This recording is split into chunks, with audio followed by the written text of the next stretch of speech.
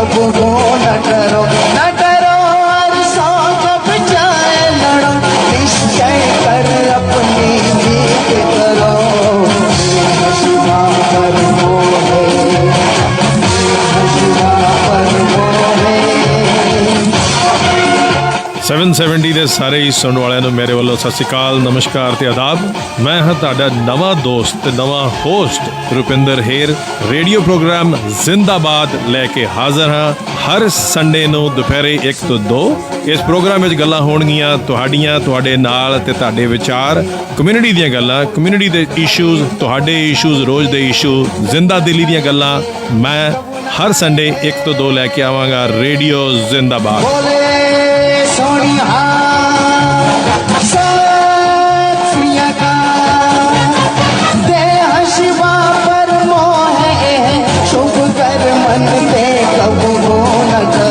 ਕੁਝ ਚੀਜ਼ਾਂ ਦੀ ਰਾਖੀ ਕਰਨਾ ਬਣਦੀ ਆ, ਲੋੜ ਵੀ ਹੈਗੀ। ਚੰਗਾ ਏਜੰਟ, ਵਧੀਆ service, the best rates, up to 80% discounts on car insurance। ਗੱਲ ਕੀ auto, home, life, trucking fleets and non-fleets, disability, group benefits, ਕਿੱਦਾਂ ਦੀ ਵੀ ਕਵਰੇਜ ਲਵੋ। ਆਰਮਰ ਚੇਤੇ ਰੱਖੋ, Armor Insurance is partners with leading Canadian insurance companies। 24/7 online quotes 2-3 ਮਿੰਟਾਂ ਵਿੱਚ ਲਵੋ। Armor Insurance Brokers 905452 5127 905 452 5127।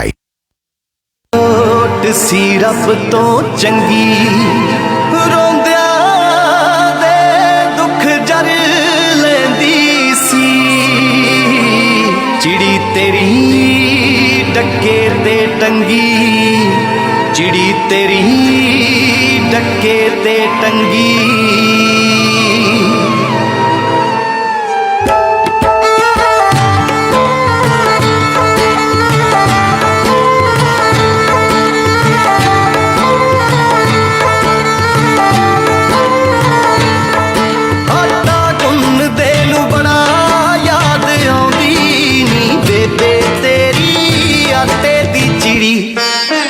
ਮੈਨੂੰ ਸੁਪਨੇ ਚ ਆਣ ਕੇ ਜਗਾਉਂਦੀ ਨੀ ਬੇਬੇ ਤੇਰੀ ਆਟੇ ਦੀ ਚਿੜੀ ਆਟਾ ਗੁੰਨਦੇ ਨੂੰ ਬੜਾ ਯਾਦ ਆਉਂਦੀ ਨੀ ਬੇਬੇ ਤੇਰੀ ਆਟੇ ਦੀ ਚਿੜੀ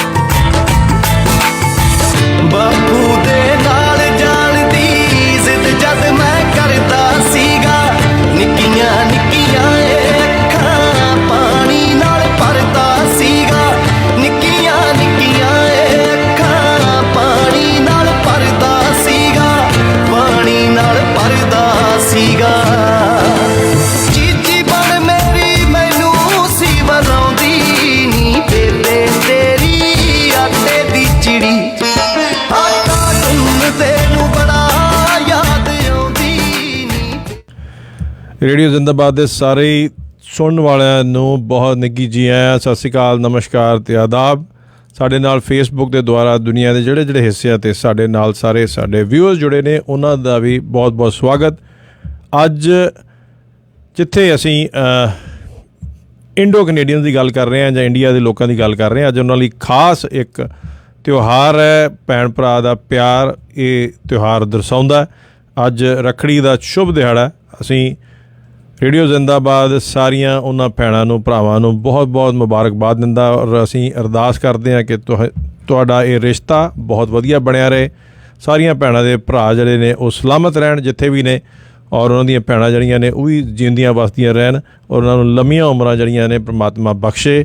ਔਰ ਸਾਰਿਆਂ ਨੂੰ ਰੱਖੜੀ ਦੇ ਇਸ ਮੁਬਾਰਕ ਦਿਨ 'ਤੇ ਬਹੁਤ ਬਹੁਤ ਲੱਖ ਲੱਖ ਵਧਾਈਆਂ। ਅੱਜ ਰੇਡੀਓ ਜ਼ਿੰਦਾਬਾਦ 'ਤੇ ਅਸੀਂ ਗੱਲ ਕਰਾਂਗੇ ਕੁਛ ਐਸੀਆਂ ਚੀਜ਼ਾਂ ਦੀਆਂ ਜਿਹੜੀਆਂ ਕਿ ਸ਼ਾਇਦ ਸਾਨੂੰ ਸੋਚਣ ਦੀ ਲੋੜ ਹੈ। ਕੈਨੇਡਾ 20 ਸਪਟੈਂਬਰ ਨੂੰ ਫੈਡਰਲ ਇਲੈਕਸ਼ਨ ਲਈ ਜਾ ਰਿਹਾ। ਲਿਬਰਲ ਪਾਰਟੀ ਜਸਟਿਨ ਟਰੂਡੋ ਸਾਡੇ ਪ੍ਰਧਾਨ ਮੰਤਰੀ, ਉਹਨਾਂ ਨੇ ਗਵਰਨਰ ਜਨਰਲ ਨਾਲ ਮਿਲ ਕੇ ਇਲੈਕਸ਼ਨ ਜਿਹੜੀਆਂ ਨੇ ਉਹ ਅਨਾਊਂਸ ਕੀਤੀਆਂ ਨੇ ਔਰ 36 ਦਿਨ ਦੀ ਜਿਹੜੀ ਆ ਟਾਈਟ ਇੱਕ ਕੈਂਪੇਨ ਜਿਹੜੀ ਆ ਉਹ ਹੋ ਰਹੀ ਹੈ। ਕੈਂਡੀਡੇਟਸ ਜਿਹੜੇ ਨੇ ਉਹ ਪੂਰਾ ਜ਼ੋਰ ਲਾ ਰਹੇ ਨੇ। ਇਹ ਖਬਰ ਜਿਹੜੀ ਹੈ ਸਾਰਿਆਂ ਨੂੰ ਪਤਾ ਹੈ। ਆંકੜੇ ਕੀ ਦੱਸਦੇ ਨੇ ਉਹ ਵੀ ਸਾਰਿਆਂ ਨੂੰ ਇੰਟਰਨੈਟ 'ਤੇ ਨਜ਼ਰ ਆਉਂਦੇ ਨੇ, ਮਗਰ ਅੱਜ ਅਸੀਂ ਗੱਲ ਕਰਾਂਗੇ ਕਿ ਇਹ ਸਵਾਲ ਅਕਸਰ ਬਣਿਆ ਰਹਿੰਦਾ ਹੈ ਕਿ ਇਲੈਕਸ਼ਨ ਕਿਉਂ ਕਰਵਾਈ ਜਾ ਰਹੀ ਹੈ। ਕੀ ਇਲੈਕਸ਼ਨ ਜਿਹੜੀ ਹੈ ਇਸ ਕਰਕੇ ਕਰਾਈ ਜਾ ਰਹੀ ਹੈ ਕਿ ਲਿਬਰਲ ਸਰਕਾਰ ਚਾਹੁੰਦੀ ਹੈ ਕਿ ਉਹ ਮੈਜੋਰਿਟੀ ਲੈ ਸਕੇ? ਕੀ ਕੋਈ ਹੋਰ ਆਪਸ਼ਨ ਸਰਕਾਰ ਕੋਲ ਅਵੇਲੇਬਲ ਸੀ? ਕੀ ਆਪੋਜੀਸ਼ਨ ਜਿਵੇਂ ਕਹਿ ਰਹੀ ਹੈ, NDP ਲੀਡਰਸ ਵੀ ਕਹਿ ਰਹੇ ਨੇ ਕਿ ਇਲੈਕਸ਼ਨ ਦੀ ਲੋੜ ਨਹੀਂ ਸੀ।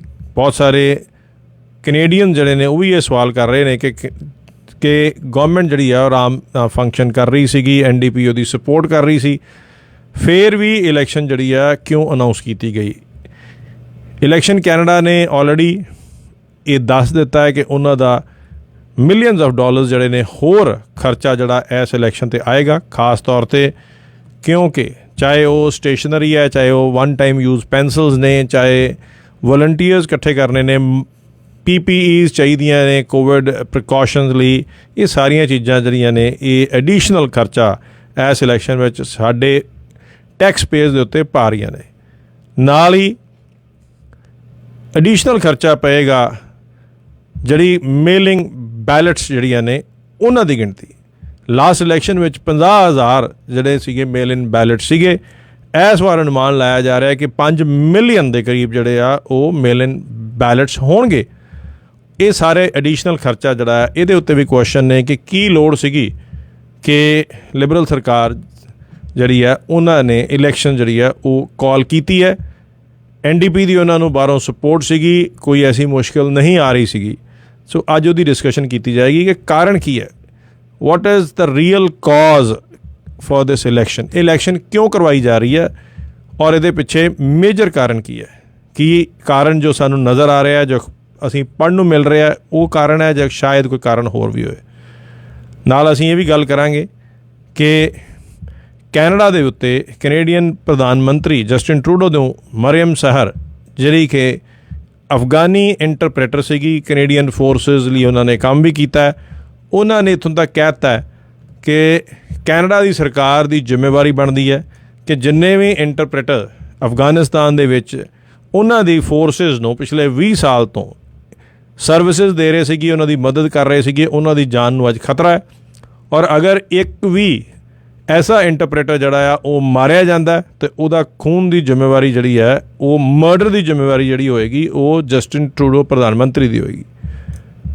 ਲਾਸਟ ਵਿੱਚ ਜਿੱਥੇ ਅਸੀਂ ਵੂਮਨ ਸੇਫਟੀ ਦੀ ਗੱਲ ਕਰਾਂਗੇ, ਉੱਥੇ ਗੱਲ ਕਰਾਂਗੇ ਕਿ ਮੀਨਾਰੇ ਪਾਕਿਸਤਾਨ ਇੰਡੀਪੈਂਡੈਂਸ ਡੇ ਦੇ ਉੱਤੇ ਪਾਕਿਸਤਾਨ ਦੇ ਵਿੱਚ ਇੱਕ ਟਿਕਟੌਕ ਐਕਟਿਵਿਸਟ, ਉਹਨੂੰ 300-400 ਲੋਕਾਂ ਨੇ ਜੇ ਉਸ ਤਰੀਕੇ ਦੇ ਨਾਲ ਟਰੀਟ ਕੀਤਾ, ਉਹ ਇੱਕ ਬੜੀ ਸ਼ਰਮਨਾਕ ਘਟਨਾ ਹੈ। ਉਹਦੇ ਬਾਰੇ ਕੀ ਗੱਲ ਹੈ, ਪਾਕਿਸਤਾਨ ਦੀ ਸਰਕਾਰ ਨੇ ਕੀ ਉਹਦਾ ਵਿਊ ਪੁਆਇੰਟ ਲਿਆ ਔਰ ਕੀ ਵਾਕਿਆ ਹੀ ਉੱਥੇ ਵੂਮਨ ਸੇਫਟੀ ਹੈ, ਉਹਦੀ ਜਿਹੜੀ ਹੈ ਥੋੜ੍ਹੀ ਗੱਲਬਾਤ ਕੀਤੀ ਜਾਏਗੀ। ਅਸੀਂ ਸ਼ੁਰੂਆਤ ਕਰ ਰਹੇ ਹਾਂ ਕਿ ਇਸ ਸਵਾਲ ਤੋਂ ਕਿ ਕਿਉਂ ਕੈਨੇਡਾ ਦੀ ਇਲੈਕਸ਼ਨ ਜਿਹੜੀ ਆ ਉਹ 20 ਸਤੰਬਰ ਨੂੰ ਹੋਣ ਜਾ ਰਹੀ ਹੈ। ਬਹੁਤ ਸਾਰੇ ਕਾਰਨ ਦੱਸੇ ਜਾ ਰਹੇ ਨੇ, ਮਗਰ ਅਗਰ ਗੌਰ ਦੇ ਨਾਲ ਇਲੈਕਸ਼ਨਸ ਨੂੰ ਔਰ ਪੋਲੀਟਿਕਸ ਨੂੰ ਸਮਝਿਆ ਜਾਏ ਤੇ ਉਹਦੇ ਕਾਰਨ ਸ਼ਾਇਦ ਉਹਦੇ ਇਲਾਵਾ ਨੇ ਜੋ ਕਿ ਸਾਨੂੰ ਪੇਪਰ ਦੇ ਵਿੱਚ, ਨਿਊਜ਼ ਦੇ ਵਿੱਚ ਸੁਣਨ ਨੂੰ ਮਿਲ ਰਹੇ ਨੇ। ਕੈਨੇਡੀਅਨਸ ਨੂੰ ਇਹ ਜ਼ਰੂਰ ਜਾਣਕਾਰੀ ਹੋਣੀ ਚਾਹੀਦੀ ਹੈ ਕਿ ਇਸ ਵੇਲੇ ਇਨਫਲੇਸ਼ਨ ਜਿਹੜੀ ਹੈ ਉਹ ਬਹੁਤ ਤੇਜ਼ੀ ਨਾਲ ਵੱਧ ਰਹੀ ਹੈ। ਆંકੜੇ ਬੇਸ਼ੱਕ ਇਹ ਦੱਸਦੇ ਨੇ ਕਿ 2% ਇਨਫਲੇਸ਼ਨ ਹੈ, ਮਗਰ ਰਿਐਲਿਟੀ ਇਹ ਹੈ ਕਿ ਕਾਸਟ ਆਫ ਲਿਵਿੰਗ ਜਿਹੜੀ ਹੈ ਉਹ ਸਪੀਡ ਦੇ ਨਾਲ ਵੱਧਦੀ ਨਜ਼ਰ ਆ ਰਹੀ ਹੈ। ਚਾਹੇ ਉਹ ਘਰਾਂ ਦੀ ਅਫੋਰਡੇਬਿਲਟੀ ਹੋਏ, ਜਿਹੜੇ ਘਰ ਅੱਜ ਤੋਂ ਕੋਵਿਡ ਤੋਂ ਪਹਿਲਾਂ 7 ਲੱਖ 8 ਲੱਖ ਦੇ ਮਿਲ ਰਹੇ ਸੀਗੇ, ਅੱਜ ਉਹ ਮਿਲੀਅਨ ਤੋਂ ਉੱਪਰ ਜਿਹੜੇ ਆ ਉਹ ਘਰ ਜਿਹੜੇ ਆ ਉਹਨਾਂ ਦਾ ਪ੍ਰਾਈਸ ਹੋ ਚੁੱਕਿਆ। ਕੰਸਟਰਕਸ਼ਨ ਕਾਸਟ ਜਿਹੜੀ ਨੇ ਉਹਦੇ ਵਿੱਚ 35 ਤੋਂ 50% ਜਿਹੜਾ ਉਹਦਾ ਵਾਧਾ ਹੋ ਚੁੱਕਿਆ। ਚਾਹੇ ਉਹ ਗੈਸ ਹੋਏ, ਚਾਹੇ ਉਹ ਖਾਣ ਵਾਲੀਆਂ ਚੀਜ਼ਾਂ ਹੋਣ, ਹਰ ਇੱਕ ਚੀਜ਼ ਜਿਹੜੀ ਆ ਉਹਦੀ ਮਹਿੰਗਾਈ ਜਿਹੜੀ ਆ ਤੇਜ਼ੀ ਨਾਲ ਵਧੀ ਹੈ। ਬਹੁਤ ਸਾਰੇ ਲੋਕ ਇਹ ਵੀ ਕਹਿੰਦੇ ਨੇ ਕਿ ਇਹ ਇੱਕ ਗਲੋਬਲ ਫਿਨੋਮੇਨਾ ਹੈ, ਮਗਰ ਅਗਰ ਅਸੀਂ ਗੌਰ ਨਾਲ ਇਹਨੂੰ ਅੰਡਰਸਟੈਂਡ ਕਰੀਏ, ਜਿਸ ਰੇਟ ਦੇ ਉੱਤੇ ਇਨਫਲੇਸ਼ਨ ਵੱਧ ਰਹੀ ਹੈ ਔਰ ਇਹਦਾ ਜਿਹੜਾ ਇਫੈਕਟ ਹੈ ਉਹ ਪਏਗਾ, ਅਜੇ ਇਹ ਇੱਕ ਤਰ੍ਹਾਂ ਦਾ ਟਿਪ ਆਫ ਦਾ ਆਈਸਬਰਗ ਹੈ। ਜੋ ਸਾਨੂੰ ਮਹਿਸੂਸ ਹੋ ਰਿਹਾ ਇਹ ਬਹੁਤ ਥੋੜ੍ਹਾ ਹੈ, ਇਹਦਾ ਅਸਲੀ ਅਸਰ ਜਿਹੜਾ ਆ ਉਹ 2 ਤੋਂ 3 ਸਾਲ ਦੇ ਵਿੱਚ ਨਜ਼ਰ ਆਏਗਾ। ਅੱਜ ਤੋਂ 1.5 ਤੋਂ 2 ਸਾਲ ਬਾਅਦ ਕੈਨੇਡਾ ਦੇ ਵਿੱਚ ਇਨਫਲੇਸ਼ਨ ਜਿਹੜੀ ਹੋਏਗੀ ਉਹ ਪੀਕ ਤੇ ਹੋਏਗੀ। ਜਸਟਿਨ ਟਰੂਡੋ ਔਰ ਲਿਬਰਲ ਸਰਕਾਰ ਬਹੁਤ ਚੰਗੀ ਤਰ੍ਹਾਂ ਇਹ ਜਾਣਦੀ ਸੀ ਕਿ ਇਨਫਲੇਸ਼ਨ ਜਿਹੜੀ ਆ ਉਹਨਾਂ ਕੋਲ ਰੋਕੀ ਨਹੀਂ ਜਾਏਗੀ। ਅੱਜ ਤੋਂ 2 ਸਾਲ ਬਾਅਦ ਅਗਰ ਉਹ ਇਲੈਕਸ਼ਨ ਕਰਾਉਂਦੇ ਨੇ, ਜਿਹਦੀ ਡਿਊ ਸੀਗੀਆਂ 16 ਅਕਤੂਬਰ 2023 ਤੋਂ ਪਹਿਲਾਂ, ਉਦੋਂ ਤੱਕ ਸ਼ਾਇਦ ਗਰੰਟਿਡ ਹਾਰ ਜਿਹੜੀ ਹੈ ਉਹ ਲਿਬਰਲ ਸਰਕਾਰ ਨੂੰ ਵੇਖਣੀ ਪੈਂਦੀ। ਸੋ ਇਸ ਕਾਰਨ ਨਹੀਂ ਹੈ ਕਿ ਲਿਬਰਲ ਗਵਰਨਮੈਂਟ ਜਿਹੜੀ ਹੈ ਉਹਨੇ ਇਲੈਕਸ਼ਨ ਜਿਹੜੀ ਆ ਹੁਣ ਇਸ ਕਰਕੇ ਕਰਵਾਈ ਹੈ ਕਿਉਂਕਿ ਉਹਨਾਂ ਨੂੰ ਮੈਜੋਰਿਟੀ ਚਾਹੀਦੀ ਹੈ। ਉਹਨਾਂ ਕੋਲ ਹੋਰ ਕੋਈ ਆਪਸ਼ਨ ਨਹੀਂ ਸੀਗੀ ਕਿ ਉਹ ਕੈਨੇਡਾ ਦੇ ਵਿੱਚ ਇਲੈਕਸ਼ਨਸ ਕਰਾਉਂਦੇ। ਸੋ ਇਹ ਜਿਹੜੀਆਂ ਇਲੈਕਸ਼ਨਸ ਨੇ ਇਹ ਇਸ ਕਰਕੇ ਕਰਾਈਆਂ ਜਾ ਰਹੀਆਂ ਨੇ ਕਿ ਅਗਰ ਦੁਬਾਰਾ ਗਵਰਨਮੈਂਟ ਬਣਾਉਣ ਦਾ ਚਾਂਸ ਚਾਹੀਦਾ ਅਤੇ ਉਹ ਇਲੈਕਸ਼ਨ ਜਿਹੜੀਆਂ ਨੇ ਹੁਣੇ ਹੀ ਹੋ ਸਕਦੀਆਂ ਨੇ। ਇਹਦਾ ਦੂਸਰਾ ਕਾਰਨ ਇਹ ਵੀ ਹੈ ਕਿ ਪੈਂਡੈਮਿਕ ਦੇ ਵਿੱਚ ਸਭ ਤੋਂ ਜ਼ਿਆਦਾ ਐਡਵਾਂਟੇਜ ਹਮੇਸ਼ਾ ਹੀ ਰੂਲਿੰਗ ਪਾਰਟੀ ਨੂੰ ਹੁੰਦਾ, ਚਾਹੇ ਉਹ ਕੈਨੇਡਾ ਹੋਏ, ਚਾਹੇ ਉਹ ਇੰਡੀਆ ਹੋਏ, ਚਾਹੇ ਉਹ US ਹੋਏ, ਚਾਹੇ ਉਹ ਯੂਰਪ ਦੇ ਕੰਟਰੀਜ਼ ਹੋਣ। ਇਹ ਇੱਕ ਬੜੀ ਮਸ਼ਹੂਰ ਕਹਾਵਤ ਹੈ ਔਰ ਪੋਲੀਟਿਕਸ ਦੇ ਵਿੱਚ ਇਹ ਬੜੀ ਮੰਨੀ ਜਾਂਦੀ ਹੈ। ਚਾਹੇ ਪਿਛਲੀ ਸੈਂਚੁਰੀ ਦੀ ਗੱਲ ਕਰ ਲਈ ਜਾਏ ਕਿ make the best use of pandemic. ਇਹ ਇੱਕ ਪੋਲੀਟਿਕਸ ਦੀ ਥਿਊਰੀ ਹੈ ਕਿ ਜਦੋਂ ਵੀ ਪੈਂਡੈਮਿਕ ਕਿਤੇ ਆਉਂਦਾ ਹੈ ਉਹਦੀ ਰੂਲਿੰਗ ਸਰਕਾਰ ਜਿਹੜੀ ਉਹਦਾ ਮੈਕਸਿਮਮ ਜਿਹੜਾ ਇਸਤੇਮਾਲ ਕਰਦੀ ਹੈ। ਬਹੁਤ ਤਰੀਕੇ ਦੇ ਨਾਲ ਇਸਤੇਮਾਲ ਜਿਹੜਾ ਆ ਉਹ ਕੀਤਾ ਜਾਂਦਾ ਔਰ ਕੈਨੇਡਾ ਦੀ ਸਰਕਾਰ ਨੇ ਵੀ ਉਹਨੂੰ ਕੀਤਾ। ਉਹ ਫਾਇਦਾ ਕਿਵੇਂ ਕੀਤਾ ਜਾਂਦਾ ਹੈ ਕਿ ਜਦੋਂ ਪੈਂਡੈਮਿਕ ਹੁੰਦੀ ਆ ਉਦੋਂ ਐਮਰਜੈਂਸੀ ਐਕਟ ਜਿਹੜੇ ਨੇ ਉਹ ਲਾਗੂ ਹੋ ਜਾਂਦੇ ਆ ਹਰ ਕੰਟਰੀ ਦੇ ਵਿੱਚ, ਚਾਹੇ ਉਹ ਇੰਡੀਆ ਹੋਏ, ਚਾਹੇ ਉਹ ਕੈਨੇਡਾ ਹੈ। ਉਸ ਟਾਈਮ ਖਰਚਿਆ ਪੈਸਾ ਉਹਦਾ ਹਿਸਾਬ ਕਿਤਾਬ ਜਿਹੜਾ ਆ ਉਹ ਪਬਲਿਕ ਨੂੰ ਨਹੀਂ ਦੇਣਾ ਪੈਂਦਾ। ਉਸ ਟਾਈਮ ਇੱਕ ਸਰਕਾਰ ਕੋਲ, ਰੂਲਿੰਗ ਸਰਕਾਰ ਕੋਲ ਬੈਸਟ ਓਪਰਚੁਨਿਟੀ ਹੁੰਦੀ ਹੈ ਕਿ ਉਹ ਆਪਣੇ ਦੋਸਤਾਂ, ਮਿੱਤਰਾਂ, ਸਪੋਰਟਰਸ ਨੂੰ, ਜਿਹੜੇ ਬਿਜ਼ਨਸ ਘਰਾਣੇ ਉਹਨਾਂ ਨੂੰ ਪੈਸਾ ਦਿੰਦੇ ਨੇ, ਉਹਨਾਂ ਦਾ ਲੁੱਕ ਆਫਟਰ ਕਰੇ, ਉਹਨਾਂ ਨੂੰ ਉਹ ਗਿਵ ਬੈਕ ਕਰੇ। ਚਾਹੇ ਉਹ ਇੰਡੀਆ ਦੇ ਵਿੱਚ ਹੋਏ, ਅਸੀਂ ਇਹ ਵੇਖਿਆ ਕਿ ਸਡਨਲੀ ਕੇਸਿਸ ਵੱਧਦੇ ਨੇ, ਸਡਨਲੀ ਉੱਥੇ ਮੌਤਾਂ ਬਹੁਤ ਹੁੰਦੀਆਂ ਨੇ, ਸਡਨਲੀ ਆਕਸੀਜਨ ਘੱਟ ਜਾਂਦੀ ਹੈ, ਸਡਨਲੀ ਸਾਰਾ ਕੁਝ ਹੁੰਦਾ ਹੈ। ਲੋਕਾਂ ਦੇ ਵਿੱਚ ਇੱਕ ਤਰ੍ਹਾਂ ਦਾ ਫੀਅਰ ਫੈਕਟਰ ਜਿਹੜਾ ਉਹ ਕ੍ਰੀਏਟ ਕਰ ਦਿੱਤਾ ਜਾਂਦਾ। ਉਹਦੇ ਬਾਅਦ ਕਿਸੇ ਨੂੰ ਨਹੀਂ ਪਤਾ ਕਿ ਉਹ ਆਕਸੀਜਨ ਦੇ ਕੰਟਰੈਕਟਸ ਜਿਹੜੇ ਨੇ ਵੱਡੇ ਵੱਡੇ ਉਹ ਰਿਲਾਇੰਸ ਕੋ ਗਏ ਨੇ, ਉਹ ਕਿਹੜੇ ਵੱਡੇ ਘਰਾਣੇ ਨੂੰ ਮਿਲੇ ਨੇ। ਇਵੇਂ ਹੀ ਅਗਸਤ 2019 ਦੇ ਵਿੱਚ ਚਾਈਨਾ ਦੇ ਵਿੱਚ ਪਾਰਕਿੰਗ ਲੋਟਸ ਹਸਪੀਟਲ ਦੀਆਂ ਭਰੀਆਂ ਹੋਈਆਂ ਸੀਗੀਆਂ, ਹਸਪੀਟਲਸ ਭਰੇ ਹੋਏ ਸੀਗੇ, ਲੋਕ ਮਰ ਰਹੇ ਸੀਗੇ। ਉੱਥੇ ਨਵੇਂ ਹਸਪੀਟਲ ਜਿਹੜੇ ਸੀਗੇ ਉਹ ਖੜ੍ਹੇ ਕੀਤੇ ਜਾ ਰਹੇ ਸੀਗੇ। ਜੇ ਅਸੀਂ ਇਹ ਮਹਿਸੂਸ ਕਰੀਏ ਔਰ ਅਸੀਂ ਇਹ ਸੋਚਣ ਦੀ ਕੋਸ਼ਿਸ਼ ਕਰੀਏ ਕਿ ਕੀ US, ਕੈਨੇਡਾ ਵਰਗੇ ਕੰਟਰੀਜ਼ ਜਿਨ੍ਹਾਂ ਦੀ ਇੰਨੀ ਸਟਰੋਂਗ ਇੰਟੈਲੀਜੈਂਸ ਹੋਏ, ਉਹਨਾਂ ਨੂੰ ਇਹ ਨਹੀਂ ਸੀ ਪਤਾ ਕਿ ਕੋਵਿਡ ਆਉਣ ਵਾਲਾ। ਨੋਰਮਲ ਲੋਕਲ ਚੈਨਲਸ ਜਿਹੜੇ ਨੇ, TV ਚੈਨਲਸ ਵੀ ਨੇ, ਉੱਥੇ ਵੀ ਜਨਵਰੀ ਦੇ ਮਹੀਨੇ ਦੇ ਵਿੱਚ ਇਹ ਗੱਲ ਹੋਣ ਲੱਗ ਪਈ ਸੀਗੀ ਕਿ ਕੈਨੇਡਾ ਦੀ ਸਰਕਾਰ ਨੂੰ ਇੰਟਰਨੈਸ਼ਨਲ ਫਲਾਈਟਸ ਬੰਦ ਕਰ ਦੇਣੀਆਂ ਚਾਹੀਦੀਆਂ ਨੇ, ਬਾਰਡਰਸ ਬੰਦ ਕਰ ਦੇਣੇ ਚਾਹੀਦੇ ਨੇ, ਕਿਉਂਕਿ ਕੋਵਿਡ ਫੈਲ ਰਿਹਾ। ਇੱਥੇ ਨਾ ਤਾਂ ਆਪੋਜੀਸ਼ਨ ਨੇ ਕਦੀ, ਚਾਹੇ ਉਹ US ਹੋਏ, ਚਾਹੇ ਕੈਨੇਡਾ ਹੋਏ, ਚਾਹੇ ਇੰਡੀਆ ਹੋਏ, ਕਦੀ ਆਪੋਜੀਸ਼ਨ ਨੇ ਇਹ ਸਵਾਲ ਉਸ ਟਾਈਮ ਨਹੀਂ ਕੀਤਾ ਪ੍ਰਧਾਨ ਮੰਤਰੀਆਂ ਨੂੰ, ਪ੍ਰੈਜ਼ੀਡੈਂਟਸ ਨੂੰ ਕਿ ਤੁਸੀਂ ਕੋਵਿਡ ਫੈਲ ਰਿਹਾ, ਤੁਸੀਂ ਕੋਵਿਡ ਉੱਤੇ ਕੀ ਐਕਸ਼ਨ ਲੈ ਰਹੇ ਹੋ। ਕੈਨੇਡਾ ਵਰਲਡ ਵਿੱਚ ਜਦ ਕੋਵਿਡ ਫੈਲਣਾ ਸ਼ੁਰੂ ਹੋ ਗਿਆ, ਉਸ ਟਾਈਮ ਚਾਈਨਾ ਨੂੰ ਕੋਵਿਡ ਫਾਈਟ ਕਰਨ ਲਈ ਰੱਜ ਕੇ PPEs ਦਿੰਦਾ ਹੈ, ਸਾਰਾ ਕੁਝ ਦਿੰਦਾ ਔਰ ਆਪਣੇ ਕੰਟਰੀ ਦੇ ਵਿੱਚ ਕੋਵਿਡ ਜਿਹੜਾ ਆ ਉਹ ਵਧਣ ਲਈ ਜੋ ਵੀ ਸਟੈਪ ਲੈਣੇ ਸੀਗੇ ਉਹ ਕੋਈ ਨਹੀਂ ਲੈਂਦਾ। ਸੇਮ ਚੀਜ਼ ਜਿਹੜੀ ਆ ਉਹ US ਨੇ ਕੀਤੀ ਹੈ, ਚਾਹੇ ਉਹ ਡੋਨਲਡ ਟਰੰਪ ਸੀਗੇ, ਉਹਨਾਂ ਨੇ ਆਪ ਵੀ ਵੈਕਸੀਨ ਲਵਾਈ ਹੈ, ਮਗਰ ਲਗਾਤਾਰ ਇਹ ਕਹਿੰਦੇ ਰਹੇ ਕਿ ਕੋਵਿਡ ਤੋਂ ਕੋਈ ਖਤਰਾ ਨਹੀਂ ਹੈ। ਕੈਨੇਡਾ ਨੇ ਵੀ ਇਵੇਂ ਕੀਤਾ, ਕੈਨੇਡਾ ਦੀ ਸਰਕਾਰ ਨੇ ਵੀ ਇਵੇਂ ਕੀਤਾ, ਕੈਨੇਡਾ ਦੀ ਆਪੋਜੀਸ਼ਨ ਪਾਰਟੀਜ਼ ਨੇ ਵੀ ਇਵੇਂ ਕੀਤਾ। ਕਿਸੇ ਨੇ ਪ੍ਰਧਾਨ ਮੰਤਰੀ ਜਸਟਿਨ ਟਰੂਡੋ ਨੂੰ ਸਵਾਲ ਨਹੀਂ ਕੀਤਾ ਕਿ ਉਹ ਕਿਉਂ ਇੰਟਰਨੈਸ਼ਨਲ ਬਾਰਡਰ ਜਿਹੜੇ ਆ ਉਹ ਬੰਦ ਨਹੀਂ ਕਰ ਰਹੇ, ਕਿਉਂ ਉਹ, ਜਦ ਕਿ ਇਹ ਜਨਵਰੀ 2020 ਦੀ ਗੱਲ ਹੈ। ਪੂਰੀ ਤਰ੍ਹਾਂ ਕੋਵਿਡ ਵਧਿਆ, ਪ੍ਰੋਕਿਉਰਮੈਂਟ ਜਿਹੜੀ ਆ ਉਹ ਡਿਲੇ ਹੋਈ ਹੈ ਔਰ ਉਸ ਤੋਂ ਬਾਅਦ ਬਹੁਤ ਸਾਰੇ ਕੰਟਰੈਕਟਸ PPE ਸਡਨਲੀ ਆਈਆਂ, ਸਾਰਾ ਕੁਝ ਹੋਇਆ ਉਸ ਟਾਈਮ ਕਿਹੜੇ ਬਿਜ਼ਨਸ ਘਰਾਣੇ ਜਿਹੜੇ ਆ ਉਹਨੂੰ ਸਰਕਾਰ ਨੇ ਕੌਂਟਰੈਕਟਸ ਦਿੱਤੇ ਨੇ, ਕਿਹੜੇ ਮਿਨਿਸਟਰਸ ਨੇ, ਕਿਹੜੇ ਹੋਰ ਜਿਹੜੇ ਅਹੁਦੇਦਾਰ ਲੋਕ ਨੇ, ਉਹਨਾਂ ਦਾ ਵਿੱਚ ਕੀ ਇਨਵੋਲਵਮੈਂਟ ਸੀਗੀ।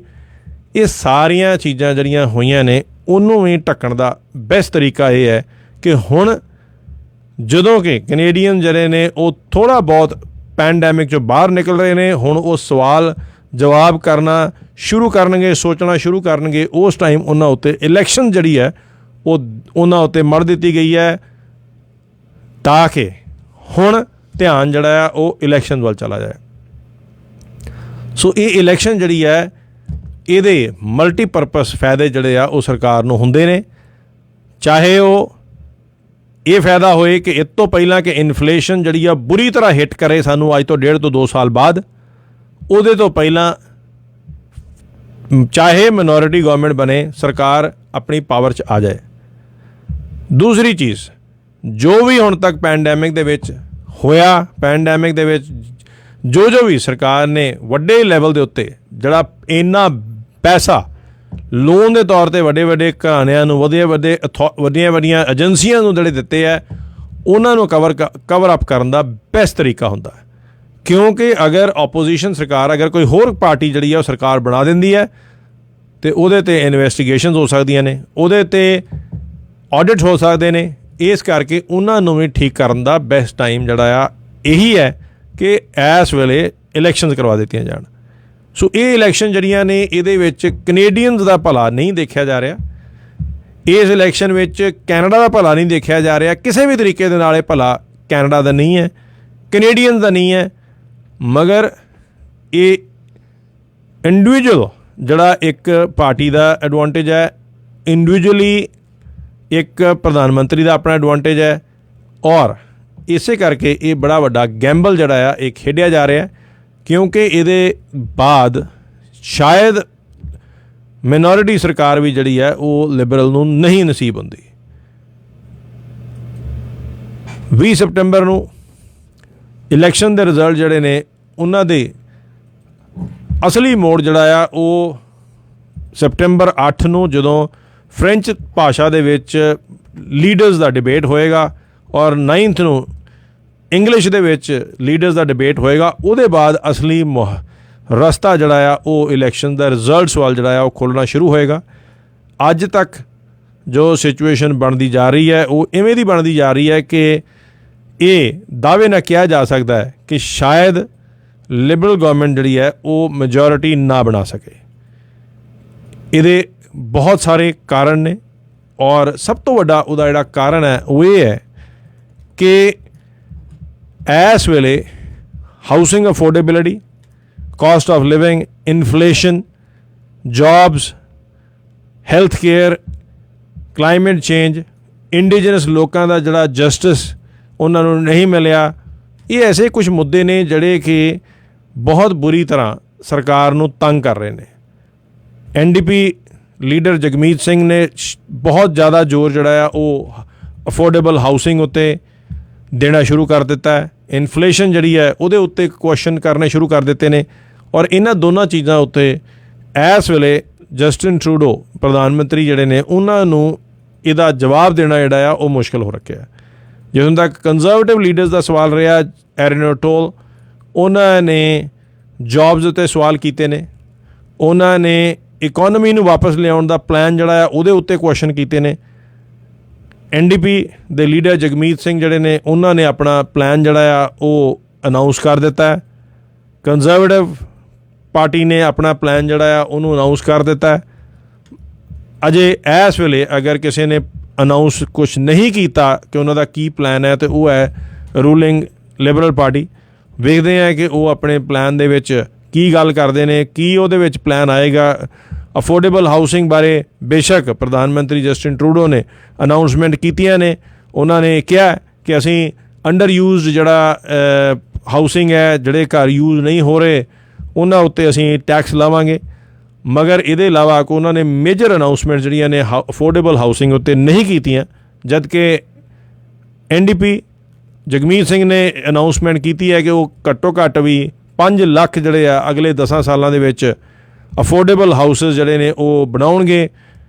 ਨਾਲ ਹੀ ਉਹਨਾਂ ਨੇ ਇਹ ਕਹਿ ਦਿੱਤਾ ਕਿ ਜਿਹੜੇ ਫੋਰਨ ਬਾਇਰਸ ਨੇ, ਜਿਹੜੇ ਕਿ ਪਰਮਾਨੈਂਟ ਰੈਜ਼ੀਡੈਂਟਸ ਨਹੀਂ ਨੇ, ਜਿਹੜੇ ਸਿਟੀਜ਼ਨ ਨਹੀਂ ਨੇ, ਉਹ ਅਗਰ ਇੱਥੇ ਪ੍ਰਾਪਰਟੀ ਜਿਹੜੀ ਆ ਉਹ ਖਰੀਦਦੇ ਆ ਤਾਂ ਉਹਨਾਂ 'ਤੇ ਘੱਟੋ ਘੱਟ 20% ਜਿਹੜਾ ਆ ਫੋਰਨ ਬਾਇਰ ਟੈਕਸ ਜਿਹੜਾ ਆ ਉਹ ਅਸੀਂ ਲਾਵਾਂਗੇ, ਜਿਹਦੇ ਨਾਲ ਕਿ ਅਫੋਰਡੇਬਲ ਹਾਊਸਿੰਗ ਜਿਹੜੀ ਆ, ਘਰਾਂ ਦੀਆਂ ਕੀਮਤਾਂ ਜਿਹੜੀਆਂ ਉਹਨੂੰ ਚੈੱਕ ਕੀਤਾ ਜਾ ਸਕੇ।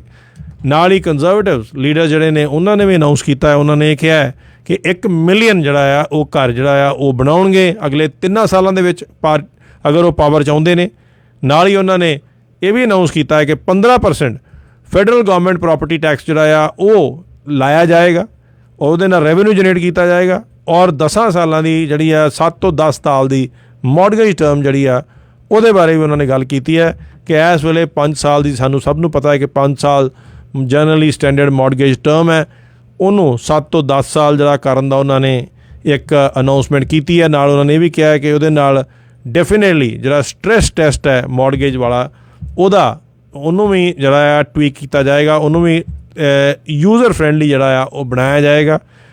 ਸੋ ਦੋਨੋਂ ਆਪੋਜੀਸ਼ਨ ਪਾਰਟੀਆਂ ਨੇ, NDP ਨੇ, ਕੰਜ਼ਰਵੇਟਿਵਸ ਨੇ, ਅਫੋਰਡੇਬਲ ਹਾਊਸਿੰਗ ਉੱਤੇ ਬਹੁਤ ਸਾਰੀ ਗੱਲ ਕੀਤੀ ਹੈ, ਮਗਰ ਇਸ ਵੇਲੇ ਲਿਬਰਲ ਸਰਕਾਰ ਵੱਲੋਂ ਜਾਂ ਉਹਨਾਂ ਵੱਲੋਂ ਐਸਾ ਕੋਈ ਏਜੰਡਾ ਨਹੀਂ ਆਇਆ, ਐਸੇ ਕੋਈ ਪੁਆਇੰਟਸ ਨਹੀਂ ਆਏ ਜਿਹਦੇ ਨਾਲ ਅਫੋਰਡੇਬਲ ਹਾਊਸਿੰਗ ਜਿਹੜੀ ਆ ਉਹਦੇ ਬਾਰੇ ਕੀ ਪਲਾਨ ਹੈ ਉਹਨਾਂ ਦਾ, ਉਹਨੂੰ ਕਿਵੇਂ ਕੰਟਰੋਲ 'ਚ ਉਹ ਰੱਖਣਗੇ, ਕਿਵੇਂ ਘਰਾਂ ਦੀਆਂ ਕੀਮਤਾਂ ਜਿਹੜੀਆਂ ਨੇ ਉਹਨੂੰ ਚੈੱਕ ਕਰਨਗੇ। ਕਿਉਂਕਿ ਇਸ ਵੇਲੇ ਸਾਨੂੰ ਪਤਾ ਹੈ ਕਿ ਜਿਹੜੀ ਨਵੀਂ ਜਨਰੇਸ਼ਨ ਹੈ ਉਹਨਾਂ ਲਈ ਕੋਈ ਵੀ ਘਰ ਲੈਣਾ ਆਲਮੋਸਟ ਇੰਪੋਸੀਬਲ ਹੈ। ਸੋ ਇਸ ਕਰਕੇ ਘਰਾਂ ਦੀਆਂ ਕੀਮਤਾਂ ਜਿਹੜੀਆਂ ਨੇ ਉਹਨਾਂ ਨੂੰ ਚੈੱਕ ਕਰਨਾ ਇੱਕ ਬੜਾ ਵੱਡਾ ਇੱਕ ਏਜੰਡਾ ਬਣਦਾ ਜਾ ਰਿਹਾ ਹੈ, ਨੈਸ਼ਨਲ ਏਜੰਡਾ ਬਣਦਾ ਜਾ ਰਿਹਾ ਹੈ। ਔਰ ਡੈਫੀਨੇਟਲੀ ਇਲੈਕਸ਼ਨ ਦੇ ਵਿੱਚ ਆਪੋਜੀਸ਼ਨ ਜਿਹੜੀ ਹੈ ਇਹਨੂੰ ਬਹੁਤ ਜ਼ਿਆਦਾ ਇਸ ਏਜੰਡੇ ਉੱਤੇ ਗੱਲ ਕਰੇਗੀ, ਇਨਫਲੇਸ਼ਨ ਦੇ ਉੱਤੇ ਗੱਲ ਕਰੇਗੀ, ਅਫੋਰਡੇਬਲ ਹਾਊਸਿੰਗ ਜਿਹੜੀਆਂ ਕੀਮਤਾਂ ਜਿਹੜੀਆਂ ਸਾਡੀਆਂ ਰਹਿਣ ਸਹਿਣ ਦੀਆਂ ਕੀਮਤਾਂ ਵੱਧਦੀਆਂ ਜਾ ਰਹੀਆਂ ਨੇ ਉਹਦੇ ਉੱਤੇ ਗੱਲ ਕਰੇਗੀ। ਔਰ ਡਿਬੇਟ ਦੇ ਵਿੱਚ ਵੀ 8 ਔਰ 9 ਸਤੰਬਰ ਨੂੰ ਜਿਹੜਾ ਡਿਬੇਟ ਹੋਏਗਾ, ਇਹ ਮੁੱਦੇ ਜਿਹੜੇ ਆ ਇਹ ਡੈਫੀਨੇਟਲੀ ਸਾਹਮਣੇ ਆਉਣਗੇ। ਔਰ ਇਹਨਾਂ ਦਾ ਆਨਸਰ ਜਿਹੜਾ ਆ ਉਹ ਪ੍ਰਧਾਨ ਮੰਤਰੀ ਜਸਟਿਨ ਟਰੂਡੋ ਨੂੰ ਔਰ ਉਹਨਾਂ ਦੀ ਸਰਕਾਰ ਜਿਹੜੀ ਆ ਉਹਨਾਂ ਨੂੰ ਦੇਣਾ ਪਏਗਾ, ਕਿਉਂਕਿ ਇਹ ਇਸ ਵੇਲੇ ਸਾਰੇ ਕੈਨੇਡੀਅਨਸ ਲਈ ਇੱਕ ਬਹੁਤ ਵੱਡਾ ਜਿਹੜਾ ਆ ਪ੍ਰਸ਼ਨ ਬਣਦਾ ਜਾ ਰਿਹਾ ਕਿ ਕੀ ਉਹ ਆਉਣ ਵਾਲੇ ਸਮੇਂ ਦੇ ਵਿੱਚ ਘਰ ਅਫੋਰਡ ਕਰ ਸਕਣਗੇ, ਨਵਾਂ ਘਰ ਲੈ ਸਕਣਗੇ। ਨਵੀਂ ਜਿਹੜੀ ਜਨਰੇਸ਼ਨ ਹੈ ਕੀ ਉਹ ਯੂਨੀਵਰਸਿਟੀ ਤੋਂ ਨਿਕਲ ਕੇ ਨੌਕਰੀ ਲੈ ਕੇ ਕੋਈ ਵੀ ਟਾਊਨ ਹਾਊਸ ਜਾਂ ਕੰਡੋਮੀਨੀਅਮਸ ਜਾਂ ਅਪਾਰਟਮੈਂਟ ਤੱਕ ਵੀ ਖਰੀਦਣ ਦੀ ਉਹ ਕਪੈਸਿਟੀ ਰੱਖਣਗੇ। ਇਹਨਾਂ ਦੇ ਲਈ ਸਾਰੇ ਆਪੋਜੀਸ਼ਨ ਪਾਰਟੀ ਜਿਹੜੀ ਆ ਕਲੈਕਟਿਵਲੀ ਜਿਹੜੀ ਆ ਉਹ ਇਹ ਸਵਾਲ ਕਰਦੀ ਨਜ਼ਰ ਆ ਰਹੀ ਹੈ। ਸੋ ਕੈਨੇਡੀਅਨ ਇਲੈਕਸ਼ਨ ਜਿਹੜੀਆਂ ਨੇ ਉਹ 20 ਸਤੰਬਰ ਨੂੰ ਹੋਣ ਜਾ ਰਹੀਆਂ ਨੇ। ਉਹਦੇ ਵਿੱਚ ਜੋ ਇਸ ਵੇਲੇ ਹਾਲਾਤ ਬਣੇ ਹੋਏ ਨੇ, ਚੌਥਾ ਜਿਹੜਾ ਡੈਲਟਾ ਵੇਰੀਐਂਟ ਹੈ, 4th ਵੇਵ ਜਿਹੜੀ ਹੈ ਕੈਨੇਡਾ ਦੇ ਵਿੱਚ ਉਹ ਆ ਚੁੱਕੀ ਹੈ, ਉਹਦੇ ਨਾਲ ਕੇਸਿਸ ਜਿਹੜੇ ਨੇ ਉਹ ਵੱਧ ਵੀ ਰਹੇ ਨੇ। ਇਹਨੇ ਹੋਰ ਵੀ ਜਿਹੜੀ ਹੈ ਇਲੈਕਸ਼ਨ ਦੇ ਇਹ ਸਿਚੁਏਸ਼ਨ ਜਿਹੜੀ ਹੈ ਉਹਨੂੰ ਕੰਪਲਿਕੇਟ ਕਰ ਦਿੱਤਾ।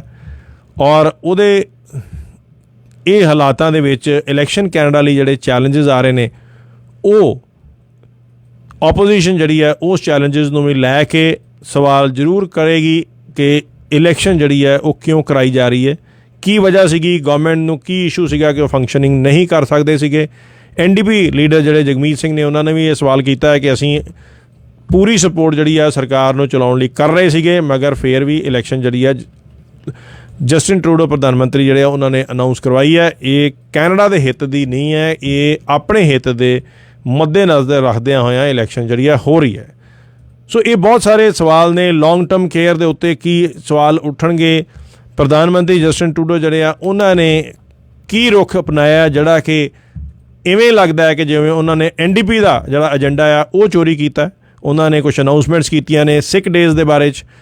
ਇਹਨਾਂ ਦੀ ਜਿਹੜੀ ਗੱਲਬਾਤ ਆ ਉਹ ਅਸੀਂ ਅਗਲੇ ਸੈਗਮੈਂਟ 'ਚ ਗੱਲ ਕਰਦੇ ਹਾਂ। ਨਾਲ ਹੀ ਕਮਰਸ਼ੀਅਲ ਬ੍ਰੇਕ ਲੈਂਦੇ ਹਾਂ। ਕਮਰਸ਼ੀਅਲ ਬ੍ਰੇਕ ਤੋਂ ਬਾਅਦ ਅਸੀਂ ਗੱਲ ਕਰਾਂਗੇ ਲੌਂਗ ਟਰਮ ਕੇਅਰ ਦੀ, ਉਹਦਾ ਇਲੈਕਸ਼ਨ ਉੱਤੇ ਕੀ ਅਸਰ ਹੋਏਗਾ। ਨਾਲ ਗੱਲ ਕਰਾਂਗੇ ਕਿ ਕੀ 30 ਸਤੰਬਰ ਨੂੰ ਛੁੱਟੀ ਜਿਹੜੀ ਅਨਾਊਂਸ ਕੀਤੀ ਹੈ ਸਰਕਾਰ ਨੇ ਉਹ ਇੰਡੀਜਨਸ ਲੋਕਾਂ ਦੇ ਜਸਟਿਸ ਲਈ ਕਾਫੀ ਹੈ। ਐਸੇ ਬਹੁਤ ਸਾਰੇ ਮੁੱਦੇ ਜਿਹੜੇ ਇਲੈਕਸ਼ਨ ਦੇ ਵਿੱਚ ਆਉਣਗੇ ਉਹਦੇ ਬਾਰੇ ਜਿਹੜੀ ਇਹ ਗੱਲ ਕੀਤੀ ਜਾਏਗੀ। ਨਾਲ ਗੱਲ ਇਹ ਵੀ ਕੀਤੀ ਜਾਏਗੀ ਕਿ ਬਰੈਂਪਟਨ ਦੇ ਵਿੱਚ ਜਿਹੜੀਆਂ 5 ਸੀਟਾਂ ਨੇ ਉਹਨਾਂ ਦਾ ਹਾਲਾਤ, ਉਹਨਾਂ ਦੇ ਉੱਤੇ ਕਿਹੜੀ ਸੀਟ ਜਿਹੜੀ ਆ ਉਹ ਸੇਫ ਰਹੇਗੀ, ਕਿਹੜੀ ਸੀਟ ਜਿਹੜੀ ਆ ਉਹਦੇ ਉੱਤੇ ਖਤਰਾ ਹੈ। ਇਹ ਸਾਰੀਆਂ ਚੀਜ਼ਾਂ ਅਸੀਂ ਗੱਲ ਕਰਾਂਗੇ ਇੱਕ ਛੋਟੀ ਜਿਹੀ ਕਮਰਸ਼ੀਅਲ ਬ੍ਰੇਕ ਤੋਂ ਬਾਅਦ। ਕੁਝ ਚੀਜ਼ਾਂ ਦੀ ਰਾਖੀ ਕਰਨਾ ਬਣਦੀ ਆ, ਲੋੜ ਵੀ ਹੈਗੀ। ਚੰਗਾ ਏਜੰਟ, ਵਧੀਆ service, the best rates, up to 80% discounts on car insurance। ਗੱਲ ਕੀ auto, home, life, trucking fleets and non-fleets, disability, group benefits, ਕਿੱਦਾਂ ਦੀ ਵੀ ਕਵਰੇਜ ਲਵੋ। ਆਰਮਰ ਚੇਤੇ ਰੱਖੋ, Armor Insurance is partners with leading Canadian insurance companies। 24/7 online quotes 2-3 ਮਿੰਟਾਂ ਵਿੱਚ ਲਵੋ। Armor Insurance Brokers 905452 5127 905 452 5127।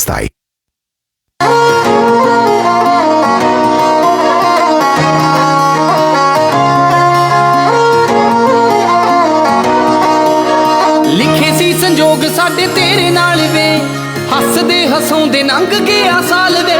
ਲਿਖੇ ਸੀ ਸੰਜੋਗ ਸਾਡੇ ਤੇਰੇ ਨਾਲ ਵੇ, ਹੱਸਦੇ ਹਸਾਉਂਦੇ ਲੰਘ ਗਿਆ ਸਾਲ ਵੇ। ਧੰਨਵਾਦ ਤੇਰਾ ਦਿਲ ਵੇ ਰਾਜਿਆ ਵੇ, ਵਾਂਗ ਰਾਣੀਆਂ ਦੇ ਰੱਖੀ ਹੋਈਆਂ।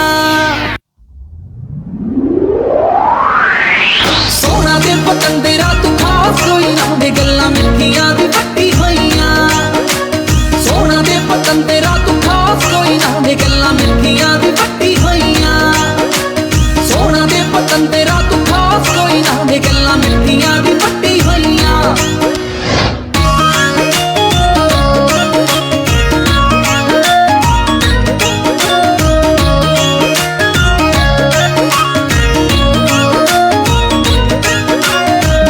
ਪਹਿਲਾਂ ਫੋਟੋ ਜਦੋਂ ਵੇਖੀ ਸੀ ਵੇ ਤੇਰੀ, ਜ਼ਿੰਦਗੀ ਸੀ ਤੈਨੂੰ ਤਾਂ ਸਹੇਲੀ ਰਾਣੋ ਮੇਰੀ।